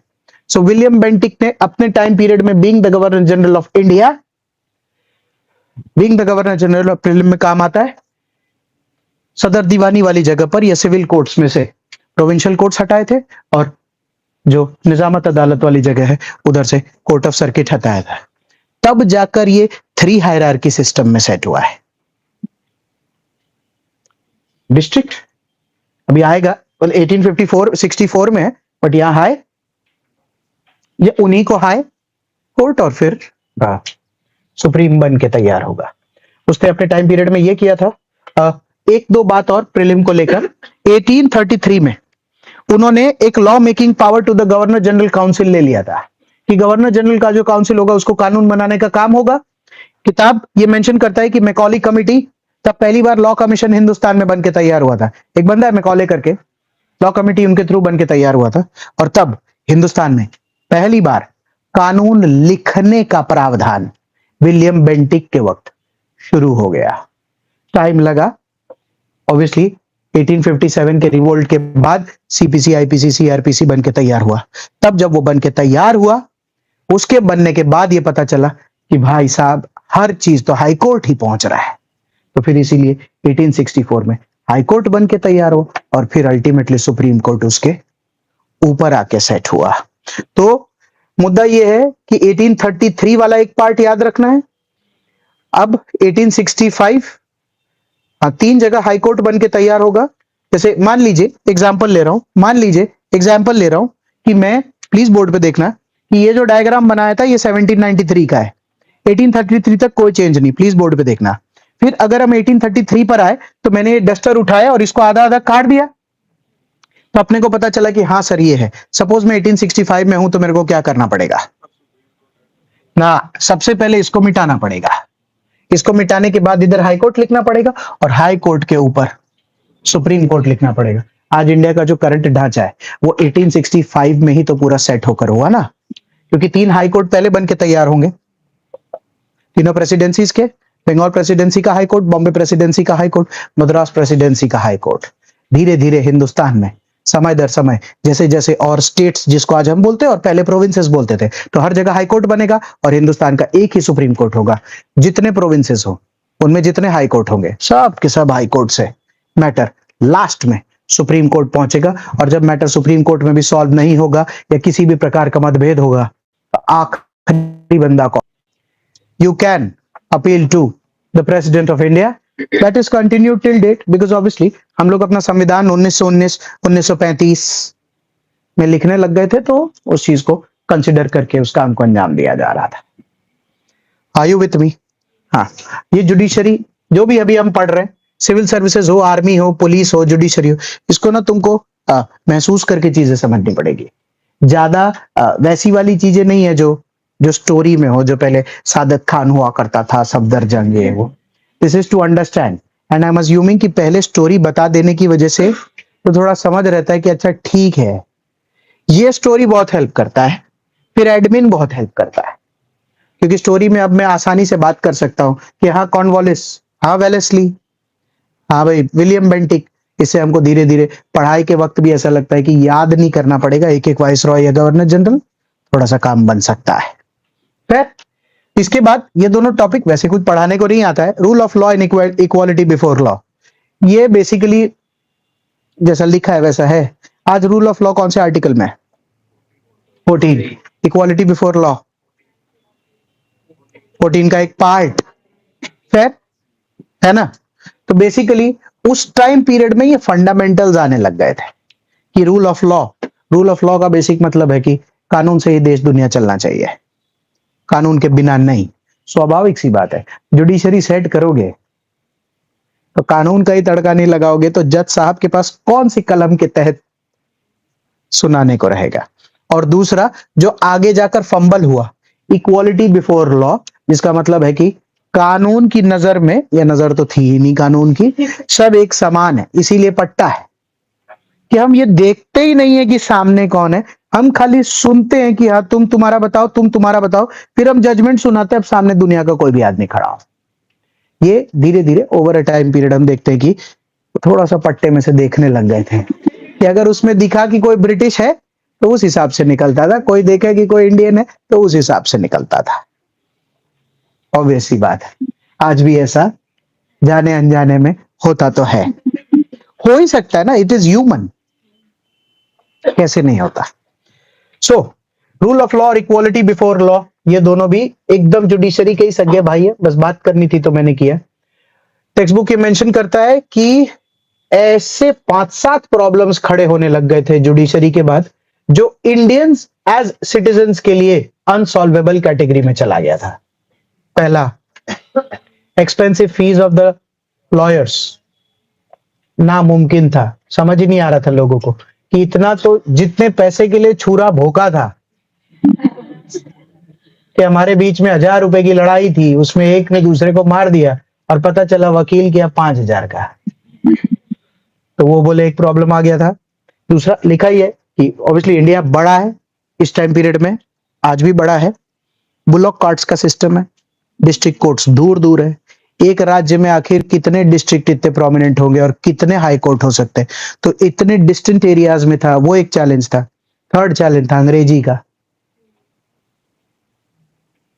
तो माई बाप सिस्टम उसी को बोलते थे। जज साहब जो होते थे उनको लोग एड्रेस ही बोलते थे कि माई बाप, milord, milord is my lord is हे मेरे भगवान। तो स्टैंडर्ड वहां चला गया था। इंडियंस कानूनी तहत से पूर्ण रूप से ब्रिटिश का सबसर्विएंट हो गया। सबसर्विएंट मतलब उसके नीचे उस गेम को सेट होने लग गया। तो इसीलिए expensive lawyers, distant courts, laws in English, जैसे complicated laws, cases going on for years, corruption in the courts and the most obvious manipulation by the rich. ये सारी चीजें जब उधर होने लगी, हम देखेंगे 1857 में कुछ लोग कानून से नाराज होके रिवोल्ट का पार्ट बन गए। तो भाई साहब आप क्यों लड़ रहे हैं? आपके तो कोई अरे ये कानून बनाया इन्होंने, 20 साल हो गया, ये जाएंगे तो हो सकता है कानून में कुछ बदलाव आए, तो you will see A mass will become a part of this. हम एक दो से पूछेंगे कि आप क्यों आ रहे, बोले लिखा है इक्वालिटी बिफोर लॉ, कुछ इक्वल नहीं है लॉ के सामने, तो लिखा है rule of law, everything will become a part of a reason for the revolt of 1857। मतलब आप क्यों पार्ट है, अरे इनका पुलिस वाला देखो भगवान बने घूमता है, इनकी आर्मी देखो ऐसा हो रखा, सिविल सर्विसेज में इनके कलेक्टर देखो ऐसे हो रखे, लैंड रेवेन्यू पॉलिसी में पूरा चूस डाला, इकोनॉमिक पॉलिसी में इंडिया की इकोनॉमी में कुछ बचा ही नहीं है, एडमिनिस्ट्रेशन में इतना बड़ा बड़ा कानून लेकर आते हैं। 1853 का कानून सर अभी आपने पढ़ाया नहीं है, पर आप खुद ही पढ़ाओगे तो आपको इतना कॉम्प्लिकेटेड लगेगा। There be an executive council, this council, that council, उसमें हमको बोलते कि आप हमारे अंडर है, किस बात को लेकर। और स्टोरी की तो बात हम कर ही चुके हैं, और इसके बाद वाली भी बात करेंगे। All of them actually that is being taught is the reason for the revolt of 1857। ऐसा है। The social and the cultural policy part, कि ऐसा क्यों हुआ कि सोशल लेवल या कल्चरल लेवल पर इंडिया के साथ का इंटरफेरेंस शुरू हो गया। किताब ना क्लियरली मेंशन करता है कि 1757 प्लासी, तब भी कल्चरली इंटरफेयर करने की कोई इच्छा नहीं थी। हमने बात भी किया, मान लो 1764 ट्रीटी ऑफ इलाहाबाद, तो बाकायदा ट्रीटी है, आप चाहते तो किसी भी प्रकार के कल्चर या सोशल एस्पेक्ट में ट्रीटी में लिख लेते, तो इंटरफेरेंस आपकी तरफ से शुरू हो सकती थी। कौन सा ब्रिटिश या कोई ना बोलने वाला था प्रोसीजर में, हो ही सकता था। But that interference was not being seen by British in India। तो फिर मुद्दा इस बात का है कि पहली बार कब ये दिमाग चला होगा कि चलो सोशल और कल्चरल पॉलिसी में किसी प्रकार का इंटरफेरेंस दिखाते हैं।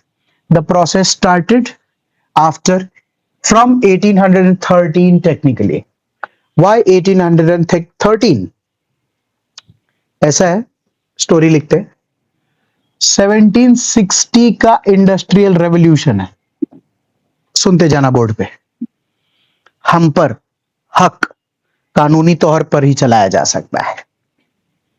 तो 1784 के पिट्स एक्ट में कुछ हक लिया, ठीक है। 1793 में कॉर्नवालिस ने आके बोर्ड पे जितना ये सब किया। अगला जो सबसे बड़ा कानून है वो 1813 का है। ऐसा क्या हुआ था 1813 में कि ये वाला कानून उस टाइम पीरियड में लाया गया, है ना, मोनोपोली खत्म करने को लेकर बात। क्यों?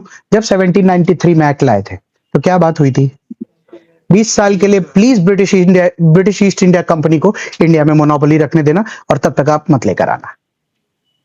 एग्जाम्पल लेते कि 1812 चल रहा है और अपने सारे लोग इंग्लैंड में बैठे, सारे। तो मैंने पूछा, हाँ भाई साहब कौन कौन हो आप लोग? इधर बैठे हैं इंग्लैंड में रहने वाले ट्रेडर, और वो क्या बोल रहे हैं, अब अगले साल चलेंगे, अपना भी अब समय आ गया है, क्योंकि अगले साल इनकी मोनोपोली खत्म हो रही है। हमने इनसे पूछा, तुमको दुख हो रहा होगा ना? ये दोनों का कोर एम क्या है? ट्रेडिंग, पैसा, किसी भी प्रकार से इंडिया में या तो रहना, घुसना, इंडिया से माल लेना, what ever economic gain and benefit. तो तुम सारा कुछ लेकर आओगे तो वो कहां फीड करने वाले हो? इंग्लैंड के इंडस्ट्रियल रेवोल्यूशन में।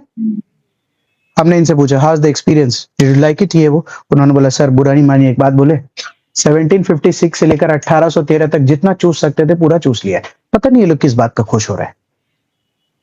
ऐसा क्या खास बचा ही है कि मोनोपोली खत्म हो जाएगी तो ले आएंगे? वैसे भी चाइना हमने रख लिया है, तो इतना कुछ खास है नहीं।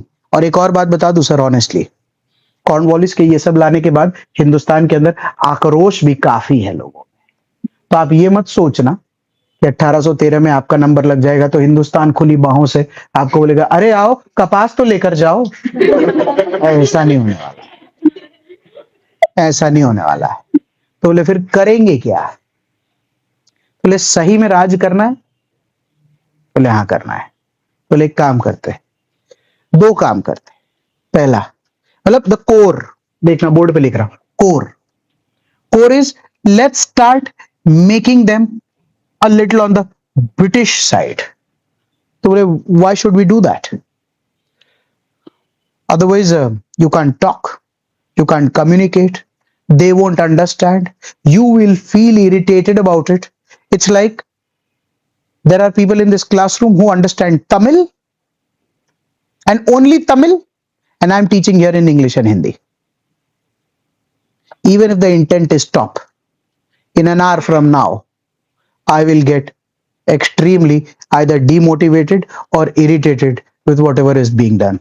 Taking the example, if there is a classroom full of people who are disinterested, not interested, yawning, sleeping, after a point I'm not going to derive any energy to teach them.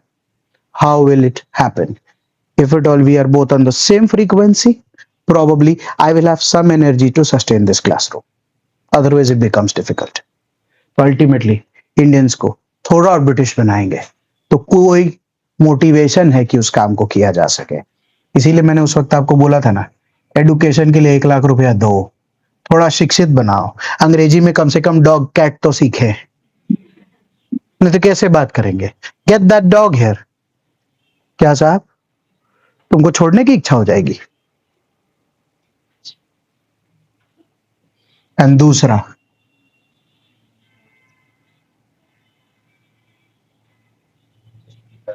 Christianity को लेकर आने की कोशिश करते. इससे क्या फायदा होगा सर?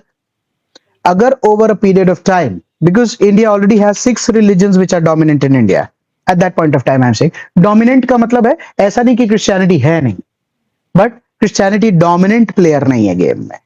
तो अगर क्रिश्चियनिटी इंडिया में लेकर आना है तो एक काम करते हैं, जितना भी इंडिया डाउन ट्रॉडन है, जो लास्ट सेगमेंट है, उनको ये बोलते हैं क्रिश्चियन मिशनरीज को लेकर आते हैं. और देखो ऐसा बिल्कुल नहीं है कि क्रिश्चियनिटी के अपने बेस्ट पार्ट्स नहीं है, बहुत सारे बेस्ट पार्ट्स है. मतलब if it all 5 days 10 days 15 20 odd days, if somebody recites the Bible in front of you and makes you understand some good things about Christianity, you will like it, you will understand and appreciate also. धर्म है ना भाई, बहुत सारी अच्छी चीजें होगी.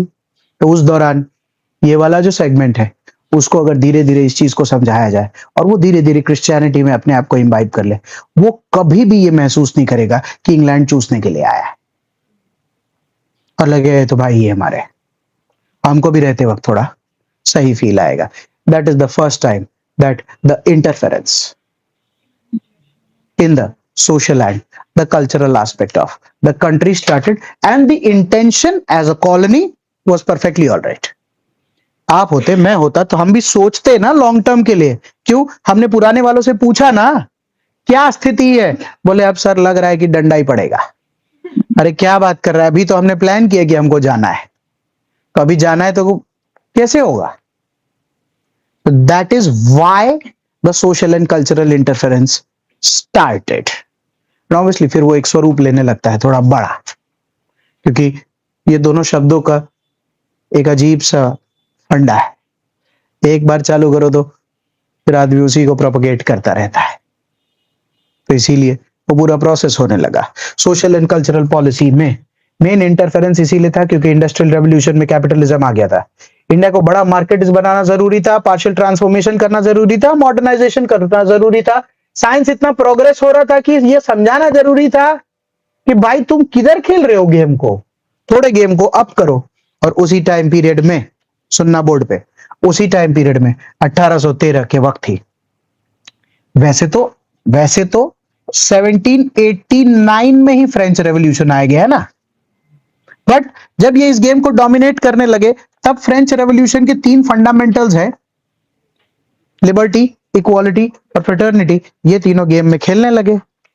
ये जो लिबर्टी, इक्वालिटी, फ्रेटर्निटी वाले लोग होते हैं, ये क्या बोलते हैं, मतलब व्हाट इज देयर कोर, उनका कोर क्या है? उनका कोर है इंसानियत. ये मैं ही गरीब बन, एक गरीब आदमी डाउन ट्रॉडन स्थिति जो है, अगर कोई फ्रेंच रेवोल्यूशन का बंदा आएगा तो मुझे क्या बोलेगा? Liberate him from the shackles of poverty. जब पैसा दे देते, नो, मेक हिम इक्वल। तो पैसा देंगे तभी होगा ना जी। No, from your mind as a human. 206 bones, 206 bones। Yes। मैं कहा आओ भाई, तो फिर तुम भी बैठो। Liberty, equality, make him your brother, fraternity. हाँ भाई, गले में हर इंडिविजुअल को इंडिविजुअल की तरह देखना, उसको ह्यूमन की तरह देखना, उसमें सोचना कि किसी भी प्रकार का कोई भेदभाव नहीं है। ये सब था फ्रेंच रेवोल्यूशन। इस फ्रेंच रेवोल्यूशन को दुनिया के भारी भारी फिलोसोफर्स एक सपोर्ट दे रहे थे। उस भारी फिलोसोफर्स में बहुत सारे नाम है, किताब मेंशन करता है Voltaire, Rousseau, Immanuel Kant, Smith, और ऐसे बहुत सारे लोग थे, लॉकी। यार they became popular and so did the philosophy. ये उड़ता उड़ता फ्रेंच रेवोल्यूशन हिंदुस्तान पहुंचा। सही है, बोर्ड पे देखते हैं क्या हुआ होगा। यहां इंडस्ट्रियल रेवोल्यूशन वाले और यहां फ्रेंच रेवोल्यूशन वाले। हम तो हम कॉमन इंडियन है। सुनने में इसकी अच्छी लग रही है, माए बाप तो ये है। सही है। तो हमने कहा बताइए हमारे बारे में। तो इन्होंने कहा if you want to interfere in the social and the cultural policy of the country, we should remove only that which is against humanity. तो हमने कहा कुछ बताइए ना, क्या हटाना है? तो बोले सती हटा दीजिए। हमने कहा सती क्यों हटाना है? बोले बिकॉज अगर किसी भी दो लोगों के बीच में धरती पर आने के बाद अगर कल्चरल या सोशल लेवल पर विवाह संपन्न हो जाता है और कोई भी XYZ कारण से उनके पतिदेव इस धरती को छोड़कर चले जाते हैं और उनका जब दाह संस्कार हो रहा होता है, उसमें अगर एक औरत को सफेद कपड़ा पहना के irrespective of her age, 2 days only of marriage, अगर वो चलती चलती जाती है और एक जले हुए चिता पर खुद बैठ जाती है और सारे लोग अगल बगल खड़े होकर ये शोक मना रहे होते हैं और वो जोर जोर से चिता पर चिल्ला रही होती है कि मुझे कोई बचाओ, मुझे कोई बचाओ, तब भी सारे लोग ये बोल रहे थे आपके पति मरे ना, शांत रहिए। राख दोनों की एक जैसी हो जानी चाहिए। बोले that's not liberty, equality and fraternity. मतलब हाई टाइम कि इंडिया को इस पे कुछ सोचना चाहिए। तो ले सिर्फ इसीलिए because she compulsorily has to die because husband has died. भाई ये बोले तो ये तो लिमिट पार है। तो इसने बोला अब इंडियंस का झुकाव इधर जाएगा, है ना, पर उधर इक्वालिटी फ्रेटर्निटी में सिर्फ सती तो है नहीं, लेकिन आप भी तो ह्यूमन है। You can progress back, you can become more richer like the. बस जाइए आप। सती तक ठीक लग रहा था सुनने में, इसके बाद कुछ भी बोलेंगे क्या? तो फ्रेंच रेवोल्यूशन वाले को क्या लगेगा? ये भी उतना ही सुन रहा है जितना इसकी इच्छा है। और हमारे देश में तो फ्रेंच रेवोल्यूशन की बात लाना ही नहीं था ना, क्योंकि देश को ये रूल कर रहे थे, ये तो गया। पर ये वर्ल्ड में बोल रहे थे man has a capacity to rise and progress from wherever he or she is, so India can also be that capacity। आज इंडिया में लोग बोल रहे हैं कि इंडिया इतना पिछड़ा चला गया है, ये वो। यही तो वो हिंदुस्तान है जिस पे लोग काबू पाना चाह रहे थे किसी जमाने में। Colonies were fighting to get to India, so India can rise again. ये वो हमको कोई बोल रहा था कि राइज करोगे, खाना दे दो, कल बात करते हैं। नो स्कोप यार। 1813 मतलब 50-70 साल। हमने इंडस्ट्रियल रेवोल्यूशन वाले से पूछा, ले आए, अब क्या प्लान है? तो बोला कि उतना ही चेंज करना है एजुकेशन, सुनना, उतना ही चेंज करना है शैक्षणिक लेवल पर, सामाजिक लेवल पर और कल्चरल लेवल पर, कि चुभ ना जाए। क्योंकि अगर विद्रोह हुआ तो काफी तकलीफ हो जाएगी। तो हमने पूछा कि क्यों इतनी बारीक पकड़ तुम्हारी इस बात पे, कैसे? तो बोले कि वो खुद ही बहुत टची है। इंडिया में लोग अपने जात को लेकर, अपने धर्म को लेकर, अपने किसी भी सामाजिकता और उन चीज को लेकर, तो उसमें एक पॉइंट के बाद दखल अंदाजी नहीं देनी है। तो फ्रेंच रेवोल्यूशन वालों को तो इंडिया लाना मत, क्योंकि ये तो बांधे हुए धागे को भी बोल देंगे this is not going to change your fate, it is you who is going to change. ये रोली मोली काट दे और इसे फेंक दे बेटा, रोली रख, उससे हिम्मत बढ़ा, हो सकता है यही देरी है, इररिस्पेक्टिव ऑफ दैट आगे बढ़। इनका तो इंडिया में आना बहुत ही मुश्किल है, ये भी उस गेम में इंटरफेयर कम करेंगे। अब होने क्या लगा, ये समझ ही नहीं आ रहा था ब्रिटेन को, सुनना, ये समझ ही नहीं आ रहा था ब्रिटेन को कि इंडस्ट्रियल रेवोल्यूशन के तहत कितना इंटरफेयर करें कितना नहीं करें। उस दौरान प्लीज बात समझना, उस दौरान कुछ बंदे गेम में एंटर होंगे और हम भी अगले लेक्चर में लेंगे। राजा राम मोहन रॉय, ईश्वर चंद्र विद्यासागर, डेरोजियो, देवेंद्रनाथ टैगोर, केशव चंद्र सेन टाइप के बंदे जो क्या बोलेंगे, बिल्कुल बिल्कुल हाई टाइम इंडिया के सोशल और कल्चरल पॉलिसीज को हमको देखना चाहिए, बिकॉज बहुत ही पिछड़ा छूट रहा है, अगर ऐसा रहे तो we can't match the west, we should definitely do. तो इनको लगा चल भाई 4 इंडियन तो हैं जो थोड़ा सा वैसा ही सोच रहे हैं जैसा हमको सोचना चाहिए।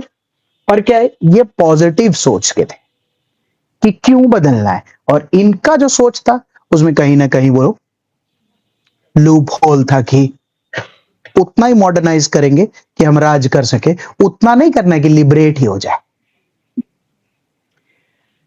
स्टोरी 1813 से शुरू हुई।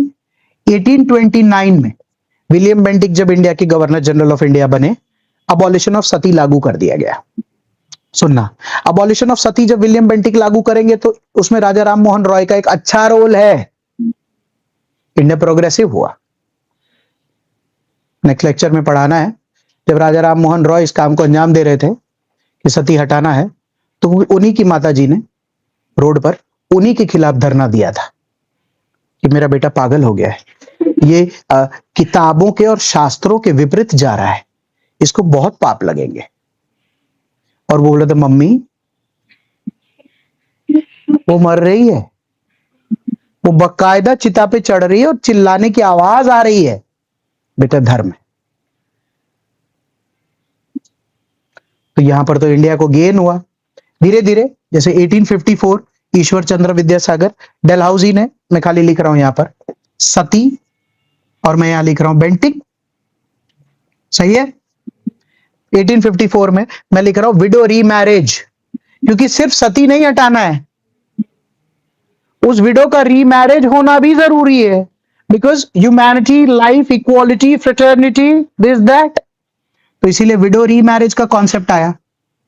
विडो रीमैरिज, अगर यहां लिखता हूं मैं राजा राम मोहन रॉय, तो यहां लिख रहा हूं ईश्वर चंद्र विद्यासागर, और उसी टाइम पीरियड में अगर विडो रीमैरिज 1854 लिख रहा हूं तो यहां लिख रहा हूं डेलहाउसी। किताब ये बात करता है कि जब ब्रिटिश के गवर्नर्स हिंदुस्तान आकर रहने लगे तो बहुत ही जेन्युइन लेवल पर किसी किसी जगह पर उन्होंने इंडिया को उस जगह पर हेल्प की जो शायद अगर इंडिया खुद चला रहा होता ना तो मुश्किल हो जाता। किताब ये भी चर्चा करता है, अकबर से लेकर पेशवा से लेकर 4 लोगों का नाम लिखा है, अकबर से लेकर पेशवा से लेकर औरंगजेब, जय सिंह जैसे लोगों ने अबॉलिशन ऑफ सती को लेकर बहुत कोशिश मेहनत की। और अजीब बात क्या थी, नहीं हो पा रहा था। नहीं इसीलिए हो पा रहा था क्योंकि राजा रजवाड़ा सिस्टम था। आज यहां अबॉलिशन ऑफ सती लगा लिया, हार गए तो रजवाड़ा छोटा हो गया, तो जिनके चला गया बोले हमारा तो नहीं हटा है ना, जलाओ। ऐसा कैसे हो सकता है? और जय सिंह चला गया, पता चला इतना ही रजवाड़ा था, जय सिंह चला गया, जय सिंह ने बोला मेरे वक्त नहीं होगा, दूसरा राजा है बोले मेरे वक्त तो होगा ना। तो इसीलिए हटाने के वक्त इंटेंशन जो इंडिया के उस टाइम के जो टॉप रीजनल लीडर्स थे, इसीलिए मैं बोल रहा हूं कि अकबर, पेशवास, जय Singh, Aurangzeb for that matter, तो कोशिश तो हो रही थी, बट कानून नहीं लेकर आएंगे और देश जब तक एकत्रीकरण नहीं होगा यार, तब तक तो। और ये सब कोई 2-4 दिन की प्रथाएं नहीं है, मतलब these are stark realities of India at that point of time. तो किताब ये कहता है कि कोशिश तो किया था, उसमें चेंजेस कांस्टेंट को लेकर बहुत सारी चीजें आगे बढ़ी। 2 टाइप के लोग बन के तैयार हुए, किताब ये मेंशन करता है 2 टाइप के लोग बन के तैयार हुए। एक यहां पर डिवाइड कर रहा हूं, एक वो वाइसरॉयज जो बोल रहे थे कि थोड़ा, और एक राजा राम मोहन टाइप के लोग जिनको किताब रेडिकलिस्ट बुलाता है, ये बोल रहे थे पूरा स्वाभाविक है, ये तो होना रही है। ये जो वाइस रॉयज है इनको बोलते कंजर्वेटिव्स। कंजर्वेटिव बोलते कि कंजर्व करते, थोड़ा चेंज करते। तो जो लड़ाई है ना कंजर्वेटिव और रेडिकलिस्ट के बीच की, वो रेडिकलिस्ट इस टाइम पीरियड में तो हारेगा ना, और कंजर्वेटिव जीतेगा, क्योंकि वाइसरॉयज का जमाना है, कानून वही लेकर आएंगे। तो वाइसरॉयज उस टाइम पे जीते। तीन चार चीजें लिखी है। They decided that they will change as less as possible. They decided that the civilization of India itself is so different from that of England that to interfere itself will backfire because we don't know anything about the civilization per se. सही है। And third, it's a very deep, dark civilization. Don't bring stark changes. Change is constant, but it will take its own course and time. ये उनको लेकर था कि उन्होंने बदलाव का नहीं सोचा। उसके बाद दो तरीके के लोग आए, बोर्ड पे देखना, दो तरीके के लोग आए। मैं यहां पर नाम चेंज कर रहा हूं, यहां पर मैं लिख रहा हूं कंजर्वेटिव्स। दो तरीके के लोग आए और उन्होंने सोचा कि चलो फिर जब मुद्दा ही चेंज लाने का है और उतना ही कि हम राज कर सके तो लेके आते। कंजर्वेटिव्स में मिशनरीज एक रोल प्ले करने लगे, और उसके अलावा वाइसरॉय, बिजनेसमैन, ये लोग अपने तरीके से रोल प्ले करने लगे। किताब ये बात करता है कि विलियम बेंटिंग के बाद 1830 से 1850-55 तक जो कंजर्वेटिव अप्रोच चल रहा था कि थोड़ा थोड़ा बदलाव ऐसा लेकर आओ, उसको किताब मेंशन करता है पार्शियल मॉडर्नाइजेशन। उतना ही मॉडर्न करना कि हमारी बात समझे, उतना नहीं कि हमारे साथ आ जाए। पार्शियल मॉडर्नाइजेशन का कॉन्सेप्ट जब इंडिया पे अप्लाई हुआ through the missionaries and the businessman and viceroys, बोला कि the citizens of India turned out to be extremely good pupils at that point. Students is basically pupils at that point of time. इतने superb pupil हो गए कि भाई 1856-57 तक तो उनको ये समझ आने लग गया था कि अब we are only partially transformed and we are technically a colony, और finally विद्रोह करके इनको भेजना पड़ेगा। तो जब मैं आगे पढ़ाऊंगा तब मैं आपको पढ़ाऊंगा कि 1857 के रिवोल्ट में ब्रिटेन को पता चला, मजाक मजाक में सोशल कल्चरल पॉलिसी में इतना ज्यादा इंटरफेयर कर दिया कि पूरा रिवोल्ट हो गया। And it is written in the textbook that after 1857 का revolt, Britain had decided that the honeymoon with progress in India is over.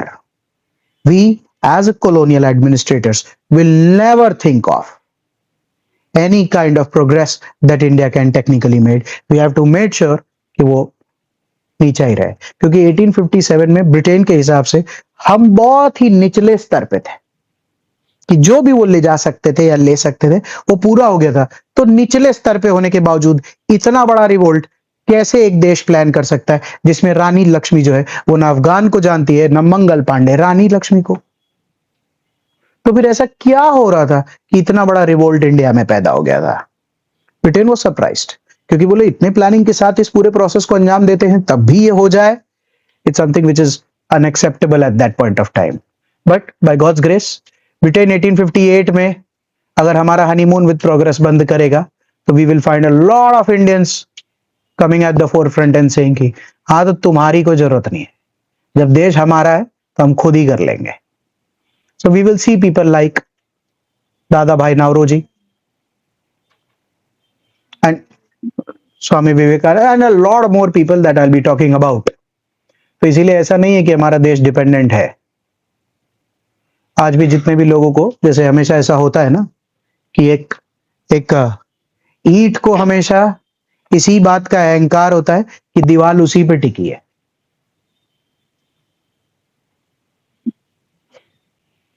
और दीवार जब गिरती है तो पहले क्या गिरती है?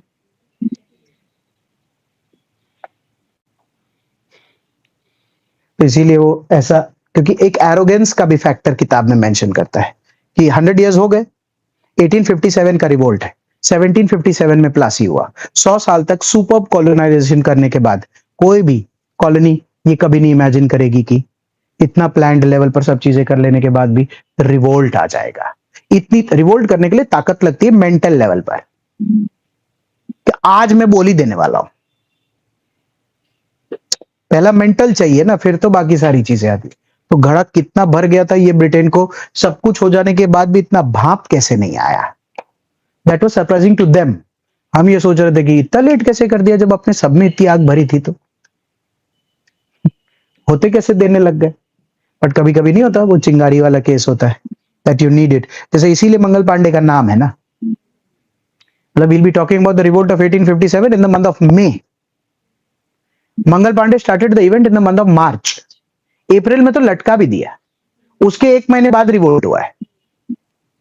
उनकी जो मौत है उसने रिवोल्ट को बहुत आग दी कि बताओ, लोग फांसी पे लटकने तैयार है ताकि देश बदल सके, हम इतना नहीं कर सकते। And then the whole process starts and everybody will have their own reasons.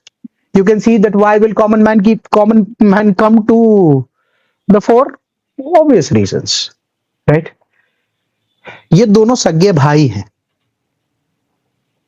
Humanitarian measures किताब काफी तारीफ करता है। कैसे सर? यार वो सोशल कल्चरल पॉलिसी में जो दखल अंदाजी देने का जो पूरा सिस्टम था ना, उसी में पता चला ब्रिटेन को कि यार कुछ कुछ कानून तो एकदम अनएक्सेप्टेबल है हमारे लिए भी एज अ कॉलोनी, कि मतलब हम भी नहीं देख पाते कि यार वो चिता पे चढ़ के चिल्ला कैसे रही है और इतने सारे लोग शोक कैसे मना रहे हैं। और मान ले कि आज हस्बैंड मरा है और कल सुबह अगर चिता को आग देनी है या दाह संस्कार करना है, तो वो औरत हस्बैंड मरने के बाद शी इज सो डिस्ट्रॉट कि what happened, why is my husband not there anymore, and people are preparing her कि अब देखो जो होना था वो तो हो गया है, तुम भी साड़ी पहनो, तैयारी करो। किस चीज की? वो कल चिता पे चढ़ना है ना, और वो तैयार भी होती है और वो बकायदा उनको इशारा किया जाता है, वो आती है और वो बैठ जाती है, और सारे मेल्स होते हैं जो शमशान घाट पे, and they are acceptable to the fact की और उसमें ये तो एनसीईआरटी वगैरह में नहीं लिखा है, बट कैसा है कि वो आदमी जो मरा है तो ससुर भी आए होंगे क्योंकि दामाद गए हैं, और चिता पे कौन चढ़ रहा है? बेटी। मतलब ऐसा था कि उन्होंने बोला कि भाई ये एक्सट्रीम है इंडिया में, इन चीजों पर ध्यान देना पड़ेगा। और फिर जैसे इसी वजह से ह्यूमैनिटेरियन मेजर्स में किताब तो 2-3 चीजों की बात करता है एज एक्ट्स, जैसे एबॉलिशन ऑफ सती 1829, जैसे और भी बहुत सारी चीजों के बारे में बात करता है, वो तो अपने धीरे धीरे समझेंगे कि जैसे अनटचेबिलिटी, चाइल्ड मैरिज, कि बचपन में ऐसी क्या खास बात है कि 2 बच्चों के बीच में ब्याह करा देते हैं क्योंकि माँ बाप का ट्यूनिंग बहुत ही बढ़िया चल रहा है, और बोले बच्चों को आगे जाकर अगर इंजीनियरिंग डॉक्टर नहीं करना या जो भी, मतलब why will they not have their own choice to choose partners? और ये क्या गारंटी देते हैं कि आज अगर सेम कास्ट बैकग्राउंड और सेम फाइनेंशियल बैकग्राउंड के 2 लोगों ने मिलकर अपने 2 बच्चों का फाइनल कर दिया है, तो 20 साल बाद जब बच्चे बड़े होंगे तो दोनों फैमिलीज का फाइनेंशियल स्टेटस सेम ही रहेगा, कास्ट तो सेम रह जाता है। ऐसा कैसे हो सकता है? और कोई माइग्रेट कर गया तो कहीं, ये किस चीज को किल कर रहा था उस टाइम पीरियड में? The concept of falling in love, कि अगर कोई आदमी किसी और से प्यार नहीं, मतलब हो गया, फाइनल है बेटा तुम्हारा बचपन से ही। अब यार फ्रेंच रेवोल्यूशन वाले ये सब बातें करते थे अबाउट चॉइस, तो बोले ये बात नहीं समझ आ रही थी। विडो रीमैरिज, कि अगर सती से बचा लिया, जैसे 1829 के बाद नो मोर सती, सती से अगर बचा लिया तो विडो के साथ, मतलब I don't have to describe in this classroom, obviously lot of people are aware, you are old enough to understand, मतलब सोशल आउटकास्ट होता है पूरा प्रोसेस। आप अंदर, अब तो this is 2024, so it is way much better now, but we are talking about 1830। आप अंदर ही रहिए से लेकर, मतलब दैट वाइट जोड़ा with eating alone, sleeping alone, staying alone, nobody talking. She does anything and it is always she does anything, तो वो बोल देंगे कि ये तो सब अशुभ हो गया, से लेकर, पता इसका सबसे कोर क्वेश्चन क्या था? उसकी क्या गलती थी कि उसका पति मरा था? मान लो कि उसने मार दिया होता पति को, बात को समझो, तो कानून होता, तो वो जेल जाती, उसकी 4 सखी सहेली भी हो सकती थी वहां। उसके मन में, यार तुम बात को समझो कि वो उसका चॉइस था कि उसने ये किया, बट आज वो जो जिंदगी जी रही है उसमें उसका कोई चॉइस, मतलब उसकी कोई गलती नहीं है प्रोसेस में। वो तो खुद ही इस बात से बहुत दुखी है कि कैसे चला गया तू, अपनी तो बात नहीं हुई थी वो अग्नि के इर्द गिर्द में, और अभी तू चला गया, उसके बाद से सिचुएशन देख क्या हो गई है। मतलब ये एक पहला पार्ट है। दूसरे इसके बहुत सारे एस्पेक्ट्स है यार, मतलब जब अपने राजा राम मोहन के बारे में बात करेंगे तब करेंगे इस बारे में, कि दूसरा ये है कि the mother of the daughter, the father of the daughter, everybody of the daughter is also acceptable to the fact कि देखो बेटा अब तुमको तो ससुराल में एक कोना का ही जगह लेकर इसी तरीके से रहना पड़ेगा। So what about the concept of that lineage and the blood love that you have, कि इतना कितना स्ट्रांग है इस देश का मैरिज एज ए कल्चर और सोसाइटियल नॉर्म की आदमी सब कुछ भूल जाता है उसके सामने। नहीं अब तुम्हारी शादी हो गई, तुम मेरे घर मत आ जाना। अरे she is a daughter, if the son can come then why not the daughter. ये सब क्वेश्चंस ब्रिटेन को उस वक्त बहुत भारी होने लगे थे कि इतना स्ट्रांग बंधन क्यों है, तो हमारे देश में है। क्योंकि क्या है, चाइल्ड मैरिज उसका भी शादी से लेना देना है, अबॉलिशन ऑफ सती उसका भी शादी से लेना देना है, विडो री मैरिज उसका भी शादी से ले। अरे बोले भाई साहब, मतलब हमारे देश में भी होती है, पर उसके बाद वो कल्चरली इतना स्ट्रांग वो बाइंडेशन कैसे लेकर आ जाता है, वो एक उनके लिए था। तो इसीलिए ह्यूमैनिटेरियन मेजर्स ने तो दो ही चीजों को लेकर बात है, बाकी धीरे धीरे उन्होंने बहुत सारी चीजें अच्छी की, और जैसे मैंने बोला सबसे कड़क उन पे यही बैकफायर किया कि जैसे ही इंडियंस उनमें से छूटने लगे और उनमें रैशनैलिटी आने लगी और ब्रिटेन उनको उस रैशनैलिटी में सपोर्ट करने लगा, तो इंडियंस ब्रिटेन के कोलोनाइजेशन में भी हजार चीजें फिर देखने लग गए। ये तो ठीक है कि तुम सती हटाए, विडो री मैरिज हटा, एक बात बताओ, तुम राज कैसे करना चालू किए? और ये dogs in Indians not allowed कैसे है? और ये जो माल सामान लेकर जाते हैं इसका पेमेंट क्यों नहीं करते? और ये कैसे डिसाइड किया कि इतना ही पगार पे रखोगे? हम जूता क्यों पोछे? तुमसे झुका नहीं जा रहा है। क्योंकि जब रैशनैलिटी आती है तो बहुत सारी चीजों में आती है। आदमी सोचता है, जैसे it is with kids also, right? जैसे people who stay with kids, who have kids, or probably is around the neighborhood, they will understand that these 2-3-year-old kids, the most ironic part of these kids are they can ask anything that can make you uncomfortable. उनको लगता है कि क्योंकि उनको जो सिखा रहे वो तो वो सीख ही रहे, बेटा इसको दूध कहते, देखो ये एप्पल खाना चाहिए, all that is fine. But that is opening their mind for other aspects also. They will ask those questions and you are stunned. ये बेटा तुमको किसने, हम उससे पूछते ये आपको किसने बताया? उसको किसी ने नहीं बताया है। उसका दिमाग उस चीज को खोलेंगे तो सोचने लगा है, तो अगले ने पूछ लिया। उनमें ये मापदंड नहीं है कि ये पूछना किससे है, तो हम स्तब्ध रह जाते। जाओ मम्मी से बात करो, चलो।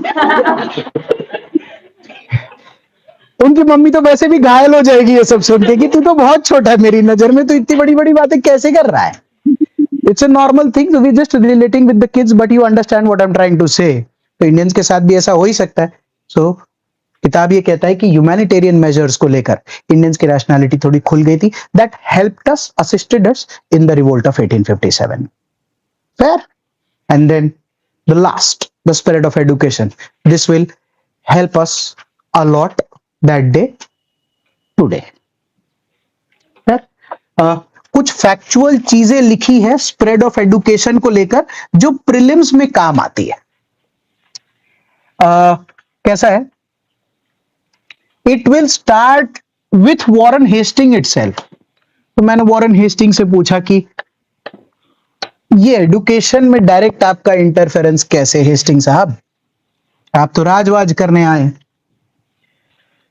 एडुकेशन को लेकर लिखा है सुनना, 1781 वॉरेन हेस्टिंग्स, ये प्रीलिम में काम आता है, Warren Hastings set up the Calcutta Madrasa to study Muslim law. तो हमने उनसे पूछा कि कैलकाटा मदरसा आप 1781 में सेट करते हैं to understand Muslim law, why?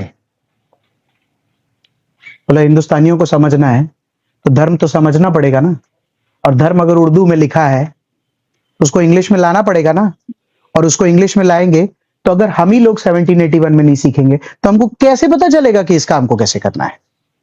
मैंने कहा ये भी ठीक है, कलकत्ता में आप कॉलेज सेट करते हैं मुस्लिम लॉ को पढ़ने समझने के लिए।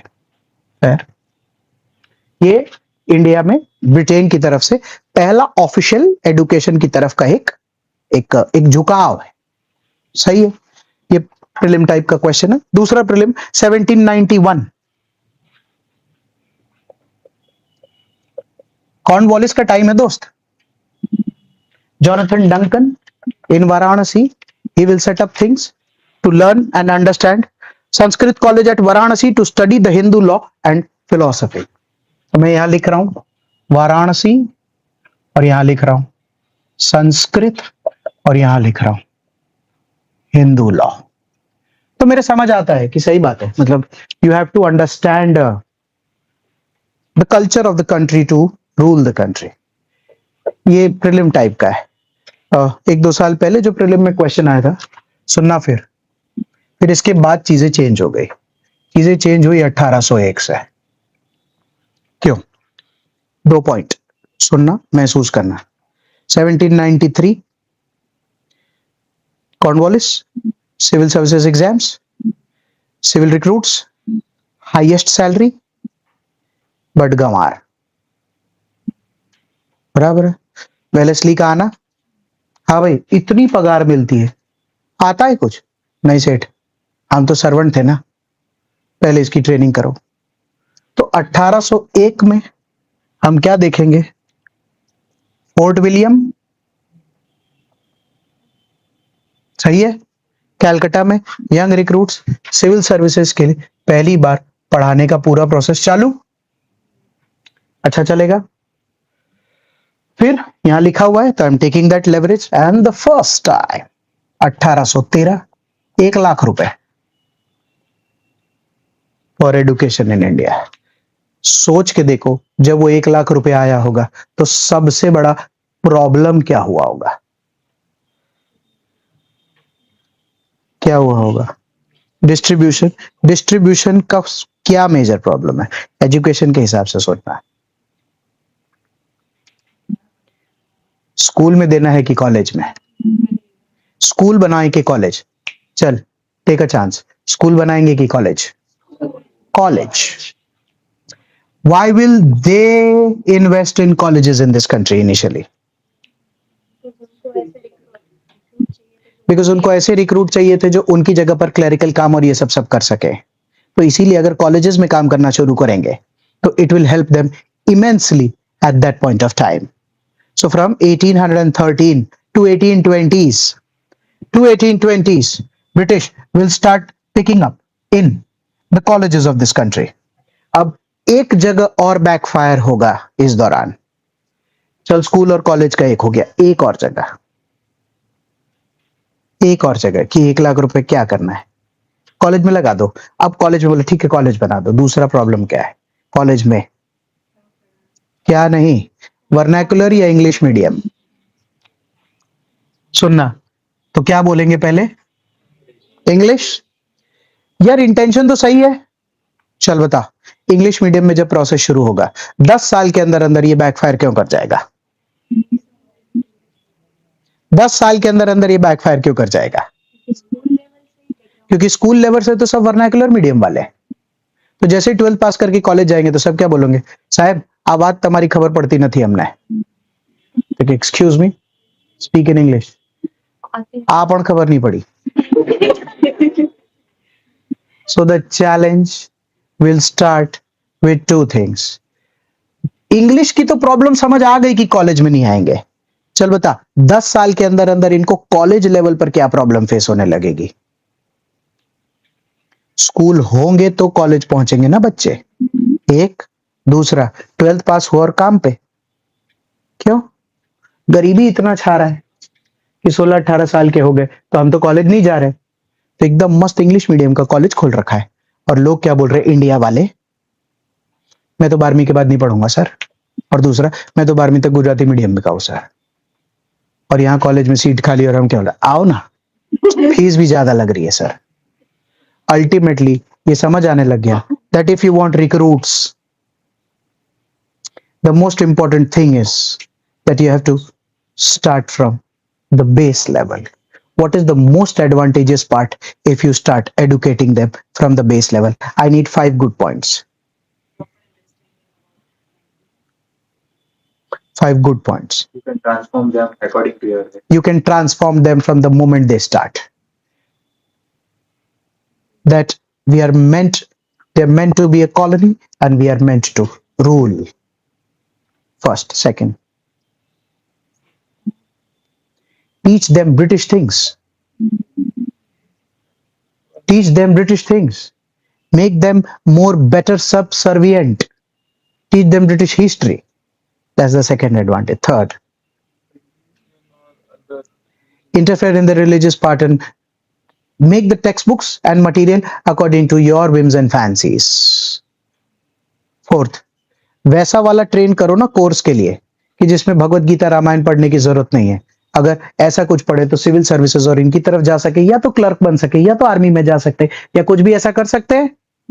ये कुछ ऐसे 4-5 एडवांटेजेस थे जो ब्रिटिश को समझ आ रहा था कि यार गलती हो गई, अपने को तो स्कूल खोलना है। ठीक है, तो स्कूल के एडवांटेज को लेकर तो बात किया ना अपन ने। चल बता, स्कूल का सबसे बड़ा डिसएडवांटेज क्या है? 1 लाख रुपए में कितना खोलोगे? पूरे डिस्ट्रिक्ट में कॉलेज एक होता है, 2 होता है, स्कूल अनगिनत नंबर में चाहिए। तो अनगिनत नंबर में अगर स्कूल चाहिए तो 2 चीजों की जरूरत पड़ेगी ना स्कूल में, टीचर्स। और अगर अगर आप सोच रहे हैं कि स्कूल लेवल में यहां से शुरू होगा और उसमें चलो पैसा तो आप डाल दोगे, आपके पास काफी है, पर टीचर्स तो आपको बाहर से मिशनरीज या विदेशी मंगाने पड़ेंगे। सिविल सर्वेंट्स का जॉब ल्यूक्रेटिव है, इंडिया में आकर मिशनरीज का टीचर पढ़ाने का जॉब ल्यूक्रेटिव थोड़ी है। बट फिर भी कैथोलिक स्कूल्स हिंदुस्तान में तब बहुत खुलेगी। Nothing against the ones that we are running today, but we have a lot of Catholics. Saint John से लेकर सेंट पॉल से लेकर ऐसे बहुत सारी स्कूल्स है जिनके आगे सेंट लगता है, saint Xavier's for that matter. जैसे दीज आर दो स्कूल्स दैट विल स्टार्ट, मतलब ये वो वाले नहीं है जो उस टाइम के थे, उनका तो मुझे आइडिया भी नहीं है कि वो वाले आज कहीं चल रहे हैं कि नहीं, मुझे भी गूगल करना पड़ सकता है। कि any school that was started in India in 1830s which is still running, तो स्कूल का भी ऑलमोस्ट 200 इयर्स पूरा हो रहा होगा शायद, तो मेरे को इतना आइडिया नहीं है उस बात का। But yes, the challenges confusion जब वर्नाकुलर मीडियम का था तो पता हमने मैकॉली को लेकर बात की है, तो मैकॉली बहुत ही क्लियर था इस बात को लेकर कि वर्नाकुलर मीडियम में गाइस हम हिंदी में तो नहीं पढ़ा सकते, पढ़ाना इंग्लिश में ही पड़ेगा, और इंग्लिश में भी यूरोपियन नॉलेज देना चाहिए। किताब ये कहता है कि राजा राम मोहन रॉय भी इस बात से अग्री कर रहे थे। क्यों? उनका ये कहना था यूरोपियन नॉलेज में बहुत सारा ऐसा नॉलेज है साहब जो प्रैक्टिकल है, जिसमें रैशनैलिटी है। हमने ऐसे ही पूछा राजा राम मोहन से, ऐसा कैसे साहब? तो ला देखो, हम इंडस्ट्रियल रेवोल्यूशन ला पाए तो मशीन का नॉलेज आखिर इंसान को किताब के लेवल से ही कहीं आया होगा, तो मशीन में तो सोचने की रैशनैलिटी उनके मटेरियल और कोर्स में होगी तभी कर पाए। हमने कहा ये भी ठीक है। फिर उन्होंने कहा इक्वालिटी, ब्रदर, फ्रेटर्निटी, ये सब फ्रेंच रेवोल्यूशन में हम ला पाए। हमने कहा नहीं। तो आखिर फिलोसोफर्स हैं, सोच पाते हैं तो किताबें लिखते हैं, किताबें पढ़ते हैं, वो वाला एस्पेक्ट एनकैश होता है, ओपिनियन लिया दिया जाता है, तभी हो पाता है। मैं कहा ये भी ठीक। बोले हमारा सिस्टम देखो, तो हमको समझ आया कि टू सम एक्सटेंट इंडिया में यूरोपियन नॉलेज और यूरोपियन टीचर्स अगर आएंगे तो हम लोग भी कुछ मशीन्स को लेकर, कुछ फिलॉसफी को लेकर, ये सब चीजों को लेकर सीखेंगे, समझेंगे, तो किसी ना किसी प्रकार का शैक्षणिक और मानसिक ग्रोथ भी होगा, क्योंकि इंडिया तब बहुत दबी हालत में था। कॉलेज आए भी, खुले भी इधर उधर, बट कॉलेज में क्योंकि बच्चे पहुंचे नहीं तो कॉलेज बंद होने लगे। तो इसीलिए जो अगला डिस्कशन आया वो आया स्कूल्स का। सही है, स्कूल्स को लेकर जब आया तो सबसे बड़ा प्रॉब्लम एक ही है, टीचर मनी एंड मास, है ना? मतलब स्टूडेंट्स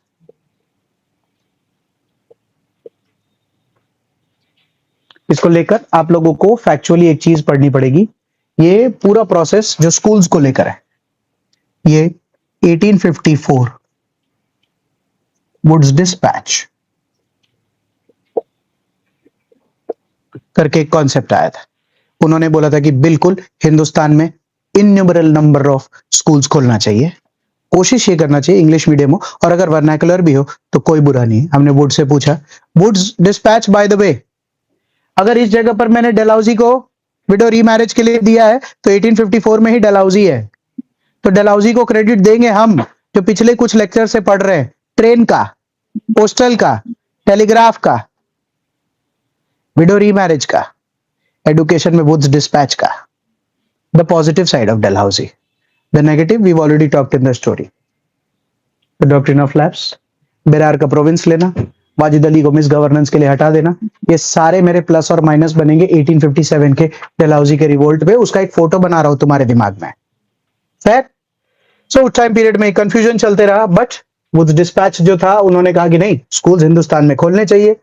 तब हिंदुस्तान में कैलकाटा, बॉम्बे, मद्रास, ऑब्वियसली ये प्रेसिडेंसीज है, वहां पर स्कूल्स खोले गए, डिपार्टमेंट ऑफ एजुकेशन बन के तैयार हुआ। तीन चीजों में इंडियंस को बड़ा फायदा हुआ। पहला, सॉरी, तीन चीजों में इंग्लैंड को बड़ा फायदा हुआ स्कूल खोलने से। पहला, बहुत ही कम पैसे में हिंदुस्तानी पढ़े लिखे मिलने लगे और very cheap compare to the ones जो हम यूएस यूके से लेकर आते। दूसरा, एडुकेटेड इंडियंस जो है उन्होंने मैन्युफैक्चरिंग के मार्केट को बहुत एक्सपांड करने का मदद दिया। दूसरा, और थर्ड, ऐसा हो सकता है कि अगर ब्रिटेन अपने आप को ग्लोरीफाई करे तो इंडियंस उस एजुकेशन सिस्टम से बड़े हुए तो वो उस बात को मान भी सकते थे। तो 1856 तक स्कूल्स के उससे ब्रिटेन को बहुत फायदा हुआ।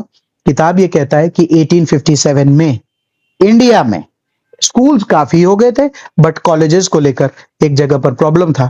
There were 3 medical colleges in the country by 1857। Obviously 3 presidencies, Bombay, Calcutta and Madras presidencies, and there was only and only one engineering college in this country by 1857, Roorkee, जो आज IIT रुड़की है। तो वो एक पुराना कॉलेज है हिंदुस्तान का, और 3 मेडिकल कॉलेजेस थे इंडिया में तब। तो हमको एडुकेशन सिर्फ एनसीईआरटी से ठीक से रीड करना है कि कब चैलेंज आया, क्या आया, क्यों लाया, क्यों कॉलेज नहीं लाया, क्यों स्कूल लाया, क्यों हिंदी मीडियम नहीं लिया, क्यों इंग्लिश मीडियम लिया। और जो प्रीलिम के लिए पढ़ना है वो 4 चीजें बोर्ड पे लिखी है, 1, 2, 3 एंड वुड्स डिस्पैच 4। और फिर स्टोरी आता है तो वो आना, मतलब उससे भी प्रॉब्लम सॉल्व हो सकता है। फेयर?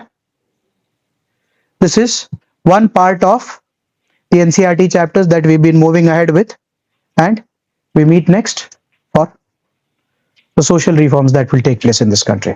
Thank you.